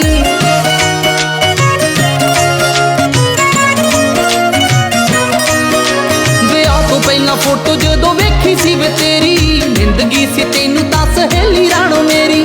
ਜਿੱਤ ਲਿਆ ਸਾਨੂੰ ਤੇਰੇ ਆ ਪਿਆਰਾਂ ਨੇ, ਮੈਂ ਦਿਲਾਂ ਤੇਰੀ ਪੱਕੀ ਹੋਈਆਂ। ਸੋਹਣਾ ਤੇ ਪਤੰਦਰਾ ਤੂੰ ਖਾਸ ਕੋਈ ਨਾ ਵੇ, ਗੱਲਾਂ ਮਿੱਠੀਆਂ। ਰੇਡੀਓ ਜ਼ਿੰਦਾਬਾਦ ਤੇ ਫਿਰ ਤੋਂ ਤੁਹਾਡੇ ਨਾਲ ਹਾਜ਼ਰ ਹਾਂ। ਹੁਣ ਗੱਲ ਕਰਾਂਗੇ ਕੈਨੇਡੀਅਨ ਇਲੈਕਸ਼ਨ ਦੇ ਵਿੱਚ ਹੋਰ ਕਿਹੜੇ ਮੁੱਦੇ ਨੇ ਜਿਹੜੇ ਕਿ ਸਾਹਮਣੇ ਆਉਣ ਵਾਲੇ ਨੇ। ਸਭ ਤੋਂ ਪਹਿਲਾ ਮੁੱਦਾ ਅਫੋਰਡੇਬਲ ਹਾਊਸਿੰਗ ਤੋਂ ਬਾਅਦ, ਇਨਫਲੇਸ਼ਨ ਤੋਂ ਬਾਅਦ, ਕਾਸਟ ਆਫ ਲਿਵਿੰਗ ਤੋਂ ਬਾਅਦ ਜਿਹੜਾ ਆਏਗਾ ਉਹ ਹੈਗਾ health care, long term care. ਇਹਦੇ ਬਾਰੇ ਸਾਨੂੰ ਸਭ ਨੂੰ ਪਤਾ ਹੈ ਕਿ ਕੋਵਿਡ ਦੇ ਦੌਰਾਨ ਬਹੁਤ ਸਾਰੀਆਂ ਜਾਨਾਂ ਜਿਹੜੀਆਂ ਨੇ ਉਹ ਸੀਨੀਅਰ ਸਿਟੀਜ਼ਨ ਦੀ ਗਈਆਂ ਨੇ। Health long term care home ਜਿਹੜੇ ਨੇ ਉਹਨਾਂ ਦੀਆਂ ਜੋ ਕੰਡੀਸ਼ਨ ਸੀਗੀਆਂ ਉਹਨਾਂ ਦੇ ਵਿੱਚ ਬਹੁਤ ਸਾਰੀਆਂ ਮੌਤਾਂ ਹੋਈਆਂ ਨੇ, ਅਤੇ ਉਹਦੇ ਉੱਤੇ ਵੀ ਆਪੋਜੀਸ਼ਨ ਜਿਹੜੀ ਹੈ ਉਹ ਇਸ ਮੁੱਦੇ ਨੂੰ ਉਭਾਰਦੀ ਨਜ਼ਰ ਆਏਗੀ। 8 ਔਰ 9 ਤਰੀਕ ਨੂੰ ਜਿਹੜੇ ਲੀਡਰਸ ਦੀ ਡਿਬੇਟਸ ਹੋਣਗੀਆਂ ਫਰੈਂਚ ਔਰ ਇੰਗਲਿਸ਼ ਦੇ ਵਿੱਚ, ਉਹਦੇ ਉੱਤੇ ਵੀ ਇਹ ਡੈਫੀਨੇਟਲੀ ਜਿਹੜੇ ਆ ਸਵਾਲ ਜਿਹੜੇ ਆ ਇਹ ਪ੍ਰਧਾਨ ਮੰਤਰੀ ਜਸਟਿਨ ਟਰੂਡੋ ਵੱਲ ਆਉਣਗੇ ਕਿ ਲੌਂਗ ਟਰਮ ਕੇਅਰ ਦੇ ਉੱਤੇ ਉਹਨਾਂ ਨੇ ਕੀ ਐਕਸ਼ਨ ਲਏ ਹੈ। ਕੋਵਿਡ ਦੇ ਵਿੱਚ ਜਿਹੜੀਆਂ ਇੰਨੀਆਂ ਮੌਤਾਂ ਹੋਈਆਂ ਉਹਨਾਂ ਦੇ ਜ਼ਿੰਮੇਵਾਰ ਕੌਣ ਹੈ। ਅਨਾਊਂਸਮੈਂਟ ਜਿਹੜੀਆਂ ਨੇ ਉਹ ਕਾਫੀ ਲਿਬਰਲ ਸਰਕਾਰ ਨੇ ਐਂਟੀਸਪੇਟ ਕਰਦੇ ਆ ਕਿ ਇਹ ਇਸ਼ੂਜ਼ ਜਿਹੜੇ ਆਉਣਗੇ। ਉਹਨਾਂ ਨੇ 9 ਬਿਲੀਅਨ ਜਿਹੜਾ ਆ ਤਕਰੀਬਨ ਉਹ ਸੀਨੀਅਰ ਲਿਵਿੰਗ ਜਿਹੜੇ ਲੌਂਗ ਟਰਮ ਕੇਅਰ ਹੈਗੇ ਆ ਉਹਨਾਂ ਨੇ ਅਨਾਊਂਸ ਕਰ ਦਿੱਤਾ। 3 ਬਿਲੀਅਨ ਜਿਹੜਾ ਆ ਉਹ ਲੌਂਗ ਟਰਮ ਕੇਅਰ ਦੇ ਵਿੱਚ ਐਡੀਸ਼ਨਲ ਬੈੱਡਸ ਜਿਹੜੇ ਨੇ ਉਹਨਾਂ ਲਈ ਉਹਨਾਂ ਨੇ ਅਨਾਊਂਸ ਕੀਤੇ ਨੇ। ਉਹਨਾਂ ਨੇ ਪੇ ਵੀ ਜਿਹੜੀ ਆ ਵਧਾਉਣ ਦੀ ਗੱਲ ਕੀਤੀ ਹੈ। ਜਿਹੜੇ ਲੋਕ ਸੀਨੀਅਰ ਸਿਟੀਜ਼ਨ ਨੂੰ ਸੀਨੀਅਰ ਕੇਅਰ ਹੋਮਸ ਦੇ ਵਿੱਚ ਜਿਹੜੇ ਕੰਮ ਕਰਦੇ ਨੇ ਉਹਨਾਂ ਦੀ ਜਿਹੜੀ ਆ ਪੇ ਉਹਨਾਂ ਨੂੰ ਵਧਾਉਣ ਦੀ ਵੀ ਗੱਲ ਕੀਤੀ ਹੈ। ਮਿਨੀਮਮ ਵੇਜ ਜਿਹੜੀ ਹੈ ਉਹ ਪਰਸਨਲ ਸਪੋਰਟ ਵਰਕਰਸ ਜਿਹੜੀ ਆ $25 ਪਰ ਆਰ ਜਿਹੜੀ ਆ ਉਹਦੀ ਵੀ ਗੱਲ ਕੀਤੀ ਗਈ ਹੈ। ਨਾਲ ਹੀ ਉਹਨਾਂ ਨੇ ਇਹ ਵੀ ਕਿਹਾ ਹੈ ਕਿ ਜਿਹੜੇ ਲੋਕ ਸੀਨੀਅਰ ਕੇਅਰਸ ਵਿੱਚ ਕੰਮ ਕਰ ਰਹੇ ਨੇ ਉਹਨਾਂ ਨੂੰ ਹੋਰ ਵੀ ਜਿਹੜੇ ਬੈਨੀਫਿਟਸ ਜਿਹੜੇ ਆ ਉਹ ਦਿੱਤੇ ਜਾਣਗੇ। ਸੋ ਆਲਰੇਡੀ ਸਰਕਾਰ ਜਿਹੜੀ ਹੈ ਉਹ ਇਸ ਚੀਜ਼ ਤੋਂ ਪੂਰੀ ਤਰ੍ਹਾਂ ਵਾਕਫ ਹੈ ਕਿ ਡਿਬੇਟਸ ਦੇ ਵਿੱਚ ਔਰ ਆਪੋਜੀਸ਼ਨ ਜਿਹੜੀ ਪਾਰਟੀਜ਼ ਨੇ ਉਹਨਾਂ ਨੇ ਵੋਟਰਸ ਦੇ ਨਾਲ ਇਸ ਮੁੱਦਿਆਂ ਉੱਤੇ ਬਹੁਤ ਵੱਡੀਆਂ ਗੱਲਾਂ ਕਰਨੀਆਂ ਨੇ, ਔਰ ਇਸ ਕਰਕੇ ਉਹਨਾਂ ਨੇ ਆਪਣੇ ਏਜੰਡੇ ਦੇ ਵਿੱਚ ਲੌਂਗ ਟਰਮ ਕੇਅਰ ਬਾਰੇ ਅਨਾਊਂਸਮੈਂਟਸ ਪਹਿਲਾਂ ਹੀ ਕਰ ਦਿੱਤੀਆਂ ਨੇ। ਮਗਰ ਕੀ ਇਹ ਸਫੀਸ਼ੀਐਂਟ ਹੋਣਗੀਆਂ ਕਿ ਜਿੰਨੀਆਂ ਵੀ ਜਿਸ ਤਰੀਕੇ ਦੇ ਵੀ ਇਸ਼ੂਜ਼ ਜਿਹੜੇ ਆ ਲੌਂਗ ਟਰਮ ਕੇਅਰ ਵਿੱਚ ਆਏ ਨੇ ਉਹਨਾਂ ਨੂੰ ਵੋਟਰਸ ਜਿਹੜੇ ਨੇ ਜਾਂ ਆਪੋਜੀਸ਼ਨ ਜਿਹੜੀ ਆ ਉਸ ਇਸ਼ੂਜ਼ ਨੂੰ ਠੰਡਾ ਪੈਣ ਦੇਗੀ। ਇਹ ਮੁੱਦਾ ਜਿਹੜਾ ਆ ਇਹ 8 ਔਰ 9 ਦੀ ਜਿਹੜੀ ਡਿਬੇਟ ਹੋਏਗੀ ਨੈਸ਼ਨਲ ਡਿਬੇਟ ਲੀਡਰਸ ਦੀ ਫਰੈਂਚ ਔਰ ਇੰਗਲਿਸ਼ ਦੇ ਵਿੱਚ, ਉਹਦੇ ਵਿੱਚ ਸਾਨੂੰ ਸੁਣਨ ਨੂੰ ਜ਼ਰੂਰ ਮਿਲੇਗਾ। ਇਵੇਂ ਲੱਗਦਾ ਕਿ ਕਿਵੇਂ ਪ੍ਰਧਾਨ ਮੰਤਰੀ ਜਸਟਿਨ ਟਰੂਡੋ ਨੇ ਕਿਤੇ ਨਾ ਕਿਤੇ NDP ਦਾ ਏਜੰਡਾ ਜਿਹੜਾ ਆ ਉਹ ਵੀ ਚੋਰੀ ਕੀਤਾ। ਉਹਨਾਂ ਨੇ ਅਨਾਊਂਸ ਕੀਤਾ ਕਿ 10 ਪੇਡ ਸਿਕ ਡੇਜ਼ ਜਿਹੜੇ ਨੇ ਉਹ ਮਿਲਣਗੇ ਅਗਰ ਉਹ ਦੁਬਾਰਾ ਸਰਕਾਰ ਵਿੱਚ ਆਉਂਦੇ ਨੇ। ਔਰ ਆਪੋਜੀਸ਼ਨ ਡੈਫੀਨੇਟਲੀ ਉਹਨਾਂ ਨੂੰ ਇਹ ਸਵਾਲ ਜ਼ਰੂਰ ਕਰ ਰਹੀ ਹੈ ਕਿ ਕੋਵਿਡ ਨਿਕਲ ਗਿਆ, ਆਲਮੋਸਟ ਕੋਵਿਡ ਦੀਆਂ ਚੌਥੀ ਵੇਵ ਵਿੱਚ ਅਸੀਂ ਜਾ ਚੁੱਕੇ ਹਾਂ। ਪਿਛਲੇ 1.5 ਸਾਲ ਦੇ ਵਿੱਚ ਸਰਕਾਰ ਨੇ ਕੋਈ ਐਸੀ ਅਨਾਊਂਸਮੈਂਟ ਨਹੀਂ ਕੀਤੀਆਂ ਜਿਹੜੀਆਂ ਕਿ ਅੱਜ ਇਲੈਕਸ਼ਨ ਦੇ ਟਾਈਮ ਕੀਤੀਆਂ ਜਾ ਰਹੀਆਂ ਨੇ। ਸਰਵੇਜ਼ ਇਹ ਵੀ ਕਹਿ ਰਹੇ ਨੇ ਕਿ ਜਿੱਥੇ ਜਸਟਿਨ ਟਰੂਡੋ ਪ੍ਰਧਾਨ ਮੰਤਰੀ ਜਿਹੜੇ ਨੇ, ਪ੍ਰਧਾਨ ਮੰਤਰੀ ਦੇ ਫੇਸ ਲਈ ਸਭ ਤੋਂ ਪੋਪੂਲਰ ਫੇਸ ਸਾਹਮਣੇ ਉੱਭਰ ਕੇ ਆਏ ਨੇ, ਉੱਥੇ ਹੀ ਉਹਨਾਂ ਉੱਤੇ ਆਲਮੋਸਟ 40% ਜਿਹੜੇ ਨੇ ਸਰਵੇ ਦੇ ਵੋਟਰਸ, ਉਹਨਾਂ ਨੇ ਇਹ ਗੱਲ ਕੀਤੀ ਹੈ ਕਿ ਜਸਟਿਨ ਟਰੂਡੋ ਉਹ ਹਰ ਗੱਲ ਕਰਦੇ ਨੇ ਜੋ ਕਿ ਵੋਟਾਂ ਲੈਣ ਨਹੀਂ ਕੀਤੀਆਂ ਜਾਂਦੀਆਂ। 36% ਦੇ ਤਕਰੀਬ ਲੋਕਾਂ ਨੇ ਇਹ ਵੀ ਕਿਹਾ ਕਿ ਉਹਨਾਂ ਨੂੰ ਆਪਣਾ ਉਹਨਾਂ ਦਾ ਕੋਈ ਹਿਡਨ ਏਜੰਡਾ ਹੈ, ਉਹ ਉਹਨਾਂ ਨੂੰ ਯਕੀਨ ਨਹੀਂ ਕਰਦੇ। ਸੋ ਟਰਸਟ ਇਸ਼ੂਜ਼ ਜਿਹੜੇ ਨੇ ਉਹ ਵੋਟਰਸ ਨੇ ਜ਼ਰੂਰ ਉਹਨਾਂ ਉੱਤੇ ਲਾਏ ਨੇ ਕਿ ਉਹਨਾਂ ਨੂੰ ਉਹਨਾਂ ਦੀ ਗੱਲ 'ਤੇ ਟਰਸਟ ਨਹੀਂ ਹੈ। ਇਵੇਂ ਹੀ ਲੀਡਰਸ ਜਿਹੜੇ ਨੇ ਉਹਨਾਂ ਦੀ ਬ੍ਰੈਂਡਿੰਗ ਜਿਹੜੀ ਹੈ ਉਹ ਹੁੰਦੀ ਨਜ਼ਰ ਆ ਰਹੀ ਹੈ, ਜਿੱਥੇ ਕਿ NDP leader Jagmeet Singh your best friend ਦੇ ਤੌਰ 'ਤੇ ਪ੍ਰੈਜ਼ੈਂਟ ਕੀਤੇ ਜਾ ਰਹੇ ਨੇ। NDP ਜਿਹੜੀ ਪਾਰਟੀ ਹੈ ਉਹਨਾਂ ਨੂੰ ਇੱਕ ਤਰ੍ਹਾਂ ਦਾ ਤੁਹਾਡਾ ਆਪਣਾ ਬੈਸਟ ਦੋਸਤ, ਟਰਸਟਵਰਦੀ ਇਨਸਾਨ, ਐਵੇਂ ਕਰਕੇ ਉਹਨਾਂ ਨੂੰ ਬ੍ਰੈਂਡ ਕੀਤਾ ਜਾ ਰਿਹਾ। ਉਹਨਾਂ ਨੇ ਆਪਣੇ 3 ਪੀਸ ਸੂਟ ਛੱਡ ਕੇ ਇੱਕ ਨਾਰਮਲ ਕਾਰਡੀਗਨਸ ਔਰ ਹੋਰ ਡਰੈਸ ਚੇਂਜ ਵੀ ਜਿਹੜੀ ਉਹ ਕੀਤੀ ਹੈ, ਜਿਹਦੇ ਨਾਲ ਆਮ ਆਦਮੀ ਜਿਹੜਾ ਹੈ ਉਹਨਾਂ ਨੂੰ ਆਪਣੇ ਨਾਲ ਰਿਲੇਟ ਕਰ ਸਕੇ। ਐਸੀਆਂ ਹੀ ਬ੍ਰੈਂਡਿੰਗ ਮਾਰਕੀਟਿੰਗ ਸਟੰਟਸ ਜਿਹੜੇ ਨੇ ਉਹ ਕੰਜ਼ਰਵੇਟਿਵ ਲੀਡਰ ਜਿਹੜੇ ਨੇ ਐਰਨ ਓਟੋਲ ਉਹ ਵੀ ਕਰ ਰਹੇ ਨੇ। ਟੀ-ਸ਼ਰਟਸ ਪਾ ਰਹੇ ਨੇ, ਜਿਹੜੀਆਂ ਉਹਨਾਂ ਦੀਆਂ ਪਿਕਚਰ ਸਾਹਮਣੇ ਆ ਰਹੀਆਂ ਨੇ, ਜੋ ਉਹਨਾਂ ਦੀ ਬਾਡੀ ਲੈਂਗੁਏਜ ਹੈ ਉਹ ਐਵੇਂ ਸ਼ੋ ਹੋ ਰਹੀ ਹੈ ਕਿ ਉਹ ਇਹ ਦੱਸਣਾ ਚਾਹੁੰਦੇ ਨੇ ਕੰਜ਼ਰਵੇਟਿਵ ਵੋਟਰਸ ਲਈ ਕਿ he is not leader for their fathers, ਕਿ ਉਹ ਬਜ਼ੁਰਗਾਂ ਦੇ ਲੀਡਰ ਨਹੀਂ ਨੇ, ਬਜ਼ੁਰਗ ਕੰਜ਼ਰਵੇਟਿਵ ਦੇ ਲੀਡਰ ਨਹੀਂ। ਯੰਗ ਯੂਥ ਦੇ ਨਾਲ ਉਹ ਆਪਣੇ ਆਪ ਨੂੰ ਰਿਲੇਟ ਕਰਨ ਦੀ ਕੋਸ਼ਿਸ਼ ਕਰ ਰਹੇ ਨੇ। ਬਹੁਤ ਵੱਡਾ ਉਹਨਾਂ ਕੋਲ ਇਹ ਐਡਵਾਂਟੇਜ ਹੈ ਕਿਉਂਕਿ ਉਹ ਪੇਸ਼ੇਵਾਰ ਵਕੀਲ ਨੇ, ਬੜੇ ਅੱਛੇ ਵਕੀਲ ਨੇ ਔਰ ਮਿਲਟਰੀ ਆਫਿਸਰ ਵੀ ਰਹੇ ਆ। ਉਹਨਾਂ ਦੀ ਸਟ੍ਰੈਟਜੀਜ਼ ਜਿਹੜੀ ਹੈ, ਜਿਸ ਤਰੀਕੇ ਨਾਲ ਉਹਨਾਂ ਨੇ ਆਪਣਾ ਗ੍ਰਾਫ ਜਿਹੜਾ ਆ ਉਹਨੂੰ ਇੰਪਰੂਵ ਕੀਤਾ ਹੈ, ਉਹਨਾਂ ਨੇ ਫੋਕਸ ਜਿਵੇਂ ਕੀਤਾ ਹੈ ਇਲੈਕਸ਼ਨ ਵਾਸਤੇ, ਤਿਆਰੀ ਕਿਵੇਂ ਕੀਤੀ ਹੈ, ਉਹ ਕਾਬਲੇ ਤਾਰੀਫ ਹੈ। ਉਹਨਾਂ ਨੂੰ ਪਤਾ ਹੈ ਕਿ ਮੈਰੀਟਾਈਮ ਦੇ ਵਿੱਚ ਉਹਨਾਂ ਦਾ ਸਟਰੋਂਗ ਹੋਲਡ ਹੈ। ਈਵਨ ਅਗਰ ਲੋਕ ਉਹਨਾਂ ਨੂੰ ਨਹੀਂ ਵੀ ਜਾਣਦੇ ਹੋਣਗੇ, ਨਹੀਂ ਵੀ ਪਸੰਦ ਕਰਨਗੇ, ਤੇ ਫਿਰ ਵੀ ਕੰਜ਼ਰਵੇਟਿਵਸ ਨੂੰ ਵੋਟਾਂ ਜਿਹੜੀਆਂ ਨੇ ਉਹ ਅਲਬਰਟਾ ਦੇ ਵਿੱਚ, ਸਸਕੈਚੁਅਨ, ਉਹਨਾਂ ਇਹ ਪ੍ਰੋਵਿੰਸ ਵਿੱਚ ਉਹਨਾਂ ਨੂੰ ਪੈ ਹੀ ਜਾਣੀਆਂ ਨੇ। ਉਹਨਾਂ ਦਾ ਫੋਕਸ ਸ਼ੁਰੂ ਤੋਂ ਜਿਹੜਾ ਆ ਉਹਨਾਂ ਏਰੀਆਜ਼ ਦੇ ਵਿੱਚ ਰਿਹਾ ਜਿੱਥੇ ਕਿ ਉਹਨਾਂ ਨੂੰ ਪਤਾ ਹੈ ਕਿ ਵੋਟਰ ਜਿਹੜਾ ਅਨਡਿਸਾਈਸਿਵ ਹੈ। ਸੋ ਅਨਡਿਸਾਈਸਿਵ ਵੋਟਰ ਜਿਹੜਾ ਆ ਉਹਨੂੰ ਲੁਭਾਉਣ ਦੀ ਜਿਹੜੀ ਸਟ੍ਰੈਟਜੀ ਹੈ ਐਰਨ ਓਟੋਲ ਦੀ, ਉਹ ਅਜੇ ਤੱਕ ਕਾਮਯਾਬ ਹੁੰਦੀ ਨਜ਼ਰ ਆ ਰਹੀ ਹੈ। ਜਦੋਂ ਉਹਨਾਂ ਨੇ ਲੀਡਰਸ਼ਿਪ ਰੇਸ ਜਿਹੜੀ ਜਿੱਤੀ ਸੀਗੀ, ਉਸ ਟਾਈਮ ਇਹ ਲੱਗਦਾ ਸੀਗਾ ਕਿ ਸ਼ਾਇਦ ਕੰਜ਼ਰਵੇਟਿਵਸ ਨੇ ਗਲਤ ਲੀਡਰ ਜਿਹੜਾ ਆ ਉਹ ਚੁਣ ਲਿਆ, ਔਰ ਜਦ ਕਿ ਪੀਟਰ ਮਕੇ ਪੋਪੂਲਰ ਨਾਂ ਸੀਗਾ, ਐਰਨ ਓਟੋਲ ਬਿਲਕੁਲ ਨਵਾਂ ਨਾਂ ਸੀਗਾ। ਈਵਨ ਕੰਜ਼ਰਵੇਟਿਵ ਵੀ ਜਿਹੜੇ ਸੀਗੇ ਉਹ ਇਸ ਨਾਂ ਤੋਂ ਵਾਕਫ ਨਹੀਂ ਸੀ। ਮਗਰ ਬੇਸ਼ੱਕ ਕੋਵਿਡ ਰਹੀ ਹੈ, ਬੇਸ਼ੱਕ ਉਹਨਾਂ ਦੀ ਮੂਵਮੈਂਟ ਜਿਹੜੀ ਹੈ ਓਪਨਲੀ ਨਹੀਂ ਹੋ ਸਕੀ, ਉਹ ਬਹੁਤ ਸਾਰੇ ਜਗ੍ਹਾ 'ਤੇ ਜਾ ਕੇ ਰੈਲੀਜ਼ ਨਹੀਂ ਕਰ ਸਕੇ, ਲੋਕਾਂ ਨੂੰ ਮਿਲ ਨਹੀਂ ਸਕੇ, ਮਗਰ ਉਹਨਾਂ ਦੀ ਪਲੈਨਿੰਗ ਜਿਹੜੀ ਹੈ, ਸਟ੍ਰੈਟਜੀ ਬਹੁਤ ਸਟਰੋਂਗ ਹੈ। ਉਹਨਾਂ ਦਾ ਗਰਾਊਂਡ ਵਰਕ ਜਿਹੜਾ ਆ ਉਹਨਾਂ ਨੇ ਜਿਵੇਂ ਕਰਾਇਆ ਉਹ ਬੜਾ ਸਟਰੋਂਗ ਹੈ, ਔਰ ਉਹ ਸਭ ਤੋਂ ਬੈਸਟ ਜਿਹੜੀ ਚੀਜ਼ ਕਰ ਰਹੇ ਨੇ ਉਹ ਯੰਗ ਵੋਟਰ ਜਿਹੜੇ ਨੇ ਉਹਨਾਂ ਨੂੰ ਅਟਰੈਕਟ ਕਰਨ ਦੀ ਕੋਸ਼ਿਸ਼ ਕਰ ਰਹੇ ਨੇ। ਉਹਨਾਂ ਨੇ ਜਿਹੜੇ ਵੀ ਬਿਆਨ ਦਿੱਤੇ ਨੇ ਉਹ ਬੜੇ ਸਟਰੋਂਗ ਨੇ, ਔਰ ਸਟਰੋਂਗ ਵਰਡਡ ਜਿਹੜੇ ਆ ਉਹ ਬਿਆਨ ਜਿਹੜੇ ਆ ਉਹਨਾਂ ਨੂੰ ਬਹੁਤ ਡਿਫਰੈਂਟ ਪ੍ਰੈਜ਼ੈਂਟ ਕਰਦੇ ਨੇ ਕੰਜ਼ਰਵੇਟਿਵ ਪਾਰਟੀ ਦੇ ਪੁਰਾਣੇ ਲੀਡਰ ਜਿਹੜੇ ਸੀਗੇ ਐਂਡਰੂ ਸ਼ਿਓਰ ਉਹਨਾਂ ਦੇ ਨਾਲੋਂ। ਔਰ ਇਸ ਵੇਲੇ ਉਹ ਟੈਕਨੀਕਲੀ ਆਪਣੇ ਆਪ ਨੂੰ ਬਿਲਕੁਲ ਕਰੈਕਟ ਰੱਖ ਕੇ ਉਹ ਜਿਵੇਂ ਜਰਨਲਿਸਟ ਦੇ ਕੁਐਸਚਨ ਨੂੰ ਹੈਂਡਲ ਕਰ ਰਹੇ ਨੇ, ਜੋ ਮੁੱਦਿਆਂ ਦੀ ਗੱਲ ਕਰ ਰਹੇ ਨੇ, ਉਹਨਾਂ ਨੇ ਬਹੁਤ ਜ਼ਿਆਦਾ ਮੁੱਦਿਆਂ ਦੀ ਗੱਲ ਜਿਹੜੀ ਹੈ ਉਹ ਨਹੀਂ ਕੀਤੀ। ਉਹਨਾਂ ਦਾ ਫੋਕਸ ਜਿਹੜਾ ਹੈ ਉਹ ਸਿਰਫ 2 ਮੁੱਦਿਆਂ 'ਤੇ ਰਿਹਾ, ਜੌਬਸ ਦੇ ਉੱਤੇ ਔਰ ਬਜਟ, ਇਕੋਨਮੀ ਰਿਵਾਈਵ ਜਿਹੜੀ ਹੈ ਉਹਨੂੰ ਕਿਵੇਂ ਕਰਨਾ, ਉਹਦੀ ਗੱਲ ਉਹਨਾਂ ਨੇ ਕੀਤੀ ਹੈ। ਦੂਸਰੇ ਪਾਸੇ ਟ੍ਰੈਂਡਸ ਜਿਹੜੇ ਨੇ ਉਹ ਐਵੇਂ ਦੇ ਬਣਦੇ ਜਾ ਰਹੇ ਨੇ ਕਿ ਜੇ ਓਵਰਆਲ NDP ਜਿਹੜੀ ਆ ਉਹ ਗੇਨ ਕਰਦੀ ਨਜ਼ਰ ਆ ਰਹੀ ਹੈ। ਸਾਨੂੰ ਸਭ ਨੂੰ ਪਤਾ ਹੈ ਕਿ NDP ਦਾ ਗੇਨ ਜਿਹੜਾ ਆ ਉਹ ਕਿਤੇ ਨਾ ਕਿਤੇ ਡਾਇਰੈਕਟਲੀ ਲਿਬਰਲ ਦਾ ਲਾਸ ਹੈ। ਜਿਵੇਂ ਕਿ ਪਿਛਲੀ ਇਲੈਕਸ਼ਨ ਦੇ ਵਿੱਚ ਜਗਮੀਤ ਸਿੰਘ ਦੀ ਪੋਪੂਲੈਰਿਟੀ ਓਨੀ ਨਹੀਂ ਸੀਗੀ, NDP ਓਨਾ ਵਧੀਆ ਨਹੀਂ ਕਰ ਰਹੀ ਸੀਗੀ, ਔਰ ਬਹੁਤ ਸਾਰਾ NDP ਵੋਟਰ ਜਿਹੜਾ ਆ ਉਹਨੇ ਡਰਦਿਆਂ ਇਸ ਕਾਰਨ ਕਿ NDP ਨੇ ਤਾਂ ਜਿੱਤਣਾ ਨਹੀਂ, ਕਿਤੇ ਕੰਜ਼ਰਵੇਟਿਵ ਗਵਰਨਮੈਂਟ ਜਿਹੜੀ ਆ ਉਹ ਜਿੱਤ ਨਾ ਜਾਏ, ਉਹਨਾਂ ਨੇ ਵੋਟ ਜਿਹੜੀ ਸੀਗੀ ਉਹ ਲਿਬਰਲ ਨੂੰ ਪਾ ਦਿੱਤੀ। ਸੋ ਬਹੁਤ ਸਾਰੀ NDP ਵੋਟ ਜਿਹੜੀ ਆ ਲਾਸਟ ਟਾਈਮ ਉਹ ਲਿਬਰਲ ਨੂੰ ਗਈ ਹੈ। ਮਗਰ ਹੁਣ NDP ਜਿਹੜੀ ਆ ਉਹ ਖਾਸ ਤੌਰ 'ਤੇ ਬ੍ਰਿਟਿਸ਼ ਕੋਲੰਬੀਆ ਦੇ ਵਿੱਚ ਮੈਜੋਰਿਟੀ ਸਰਕਾਰ ਬਣਾਉਣ ਤੋਂ ਬਾਅਦ, ਔਰ ਜਗਮੀਤ ਸਿੰਘ ਦੀ ਜਿਹੜੀ ਇੱਕ ਗ੍ਰਾਫ ਪੋਪੂਲੈਰਿਟੀ ਜਿਹੜੀ ਹੈ ਉਹਨਾਂ ਨੂੰ ਐਜ਼ ਅ ਬੈਸਟ ਫਰੈਂਡ ਦੇ ਤੌਰ 'ਤੇ ਜਿਹੜਾ ਯੂਥ ਦੇਖ ਰਿਹਾ, ਉਹਦੇ ਕਾਰਨ ਉਹਨਾਂ ਦਾ ਵੋਟਰ ਜਿਹੜਾ NDP ਵੋਟ ਜਿਹੜੀ ਆ ਉਹ ਵਾਪਸ ਇਸ ਵਾਰੀ NDP ਨੂੰ ਆਉਂਦੀ ਨਜ਼ਰ ਆ ਰਹੀ ਹੈ। 4 ਪੁਆਇੰਟ ਨਾਲ NDP ਜਿਹੜੀ ਆ ਉਹ ਨੈਸ਼ਨਲੀ ਬੈਟਰ ਹੋਈ ਹੈ। ਉਹਦਾ ਡਾਇਰੈਕਟ ਨੁਕਸਾਨ ਜਿਹੜਾ ਆ ਉਹ ਲਿਬਰਲ ਨੂੰ ਹੋ ਰਿਹਾ। ਨਾਲ ਹੀ ਸਾਨੂੰ ਇਹ ਵੀ ਪਤਾ ਹੈ ਕਿ NDP ਸਟਰੋਂਗ ਹੋਲਡ ਜਿੱਥੇ ਜਿੱਥੇ ਵੀ ਬਣਦੇ ਜਾਣਗੇ ਉੱਥੇ ਉੱਥੇ ਐਡਵਾਂਟੇਜ ਅਗਰ ਕਿਸੇ ਵੀ ਪਾਰਟੀ ਨੂੰ ਹੋਏਗਾ ਤਾਂ ਹੋਏਗੀ ਕੰਜ਼ਰਵੇਟਿਵ ਪਾਰਟੀ। ਇਸੇ ਕਰਕੇ ਜੇ ਅਸੀਂ ਓਨਟਾਰੀਓ ਦਾ ਅੱਜ ਪੋਲਸ ਦੀ ਗੱਲ ਕਰੀ ਜਾਏ ਤਾਂ ਓਨਟਾਰੀਓ ਦੇ ਵਿੱਚ ਵੀ ਅਨੁਮਾਨ ਲਾਇਆ ਜਾ ਰਿਹਾ ਕਿ ਜਿਵੇਂ 2019 ਦੇ ਵਿੱਚ 79 ਸੀਟਾਂ ਜਿਹੜੀਆਂ ਸੀਗੀਆਂ ਉਹ ਲਿਬਰਲ ਨੂੰ ਮਿਲੀਆਂ। ਨਵੇਂ ਆંકੜੇ ਜਿਹੜੇ ਆ ਉਹ ਇਹ ਦੱਸਦੇ ਨੇ ਕਿ ਕਿਤੇ ਨਾ ਕਿਤੇ ਜਿੱਥੇ NDP ਜਿਹੜੀ ਆ ਉਹ ਗੇਨ ਕਰੇਗੀ ਉੱਥੇ ਨਵੇਂ ਸੀਟਾਂ ਜਿਹੜੀਆਂ ਉਹਦਾ ਪ੍ਰੋਜੈਕਸ਼ਨ ਜਿਹੜੀ ਹੈ ਉਹ ਤਕਰੀਬਨ 68 ਤੋਂ 70 ਸੀਟਾਂ ਜਿਹੜੀਆਂ ਨੇ ਉਹ ਲਿਬਰਲ ਨੂੰ ਓਨਟਾਰੀਓ 'ਚ ਮਿਲਦੀਆਂ ਨਜ਼ਰ ਆ ਰਹੀਆਂ ਨੇ। ਸੋ ਇਸ ਵੇਲੇ ਜਿਹੜਾ ਪਰਸੈਂਟੇਜ ਵਾਈਜ਼ ਅਗਰ ਜੇ ਵੇਖਿਆ ਜਾਏ ਤਾਂ ਲਿਬਰਲ ਜਿਹੜੇ ਨੇ ਉਹ ਤਕਰੀਬਨ 36% 'ਤੇ ਨੇ। ਉਹਨਾਂ ਕੋਲ ਅਜੇ ਵੀ 2-3 ਤੋਂ 4 ਪੁਆਇੰਟਾਂ ਦੀ ਜਿਹੜੀ ਹੈ ਕੰਜ਼ਰਵੇਟਿਵ ਦੇ ਉੱਤੇ ਲੀਡ ਹੈ, ਮਗਰ ਇਹ ਲੀਡ ਜਿਹੜੀ ਹੈ ਇਹ ਦੁਬਾਰਾ ਉਹਨਾਂ ਨੂੰ ਮਾਈਨੋਰਿਟੀ ਗਵਰਨਮੈਂਟ ਬਣਾਉਂਦੀ ਨਜ਼ਰ ਆ ਰਹੀ ਹੈ। ਮੇਰਾ ਆਪਣਾ ਪਰਸਨਲ ਅਨੁਮਾਨ ਇਹ ਹੈ ਕਿ ਅੱਗੇ 155 ਸੀਟਾਂ ਜਿਹੜੀਆਂ ਸੀਗੀਆਂ ਉਹ ਲਿਬਰਲ ਸਰਕਾਰ ਕੋਲ ਸੀ।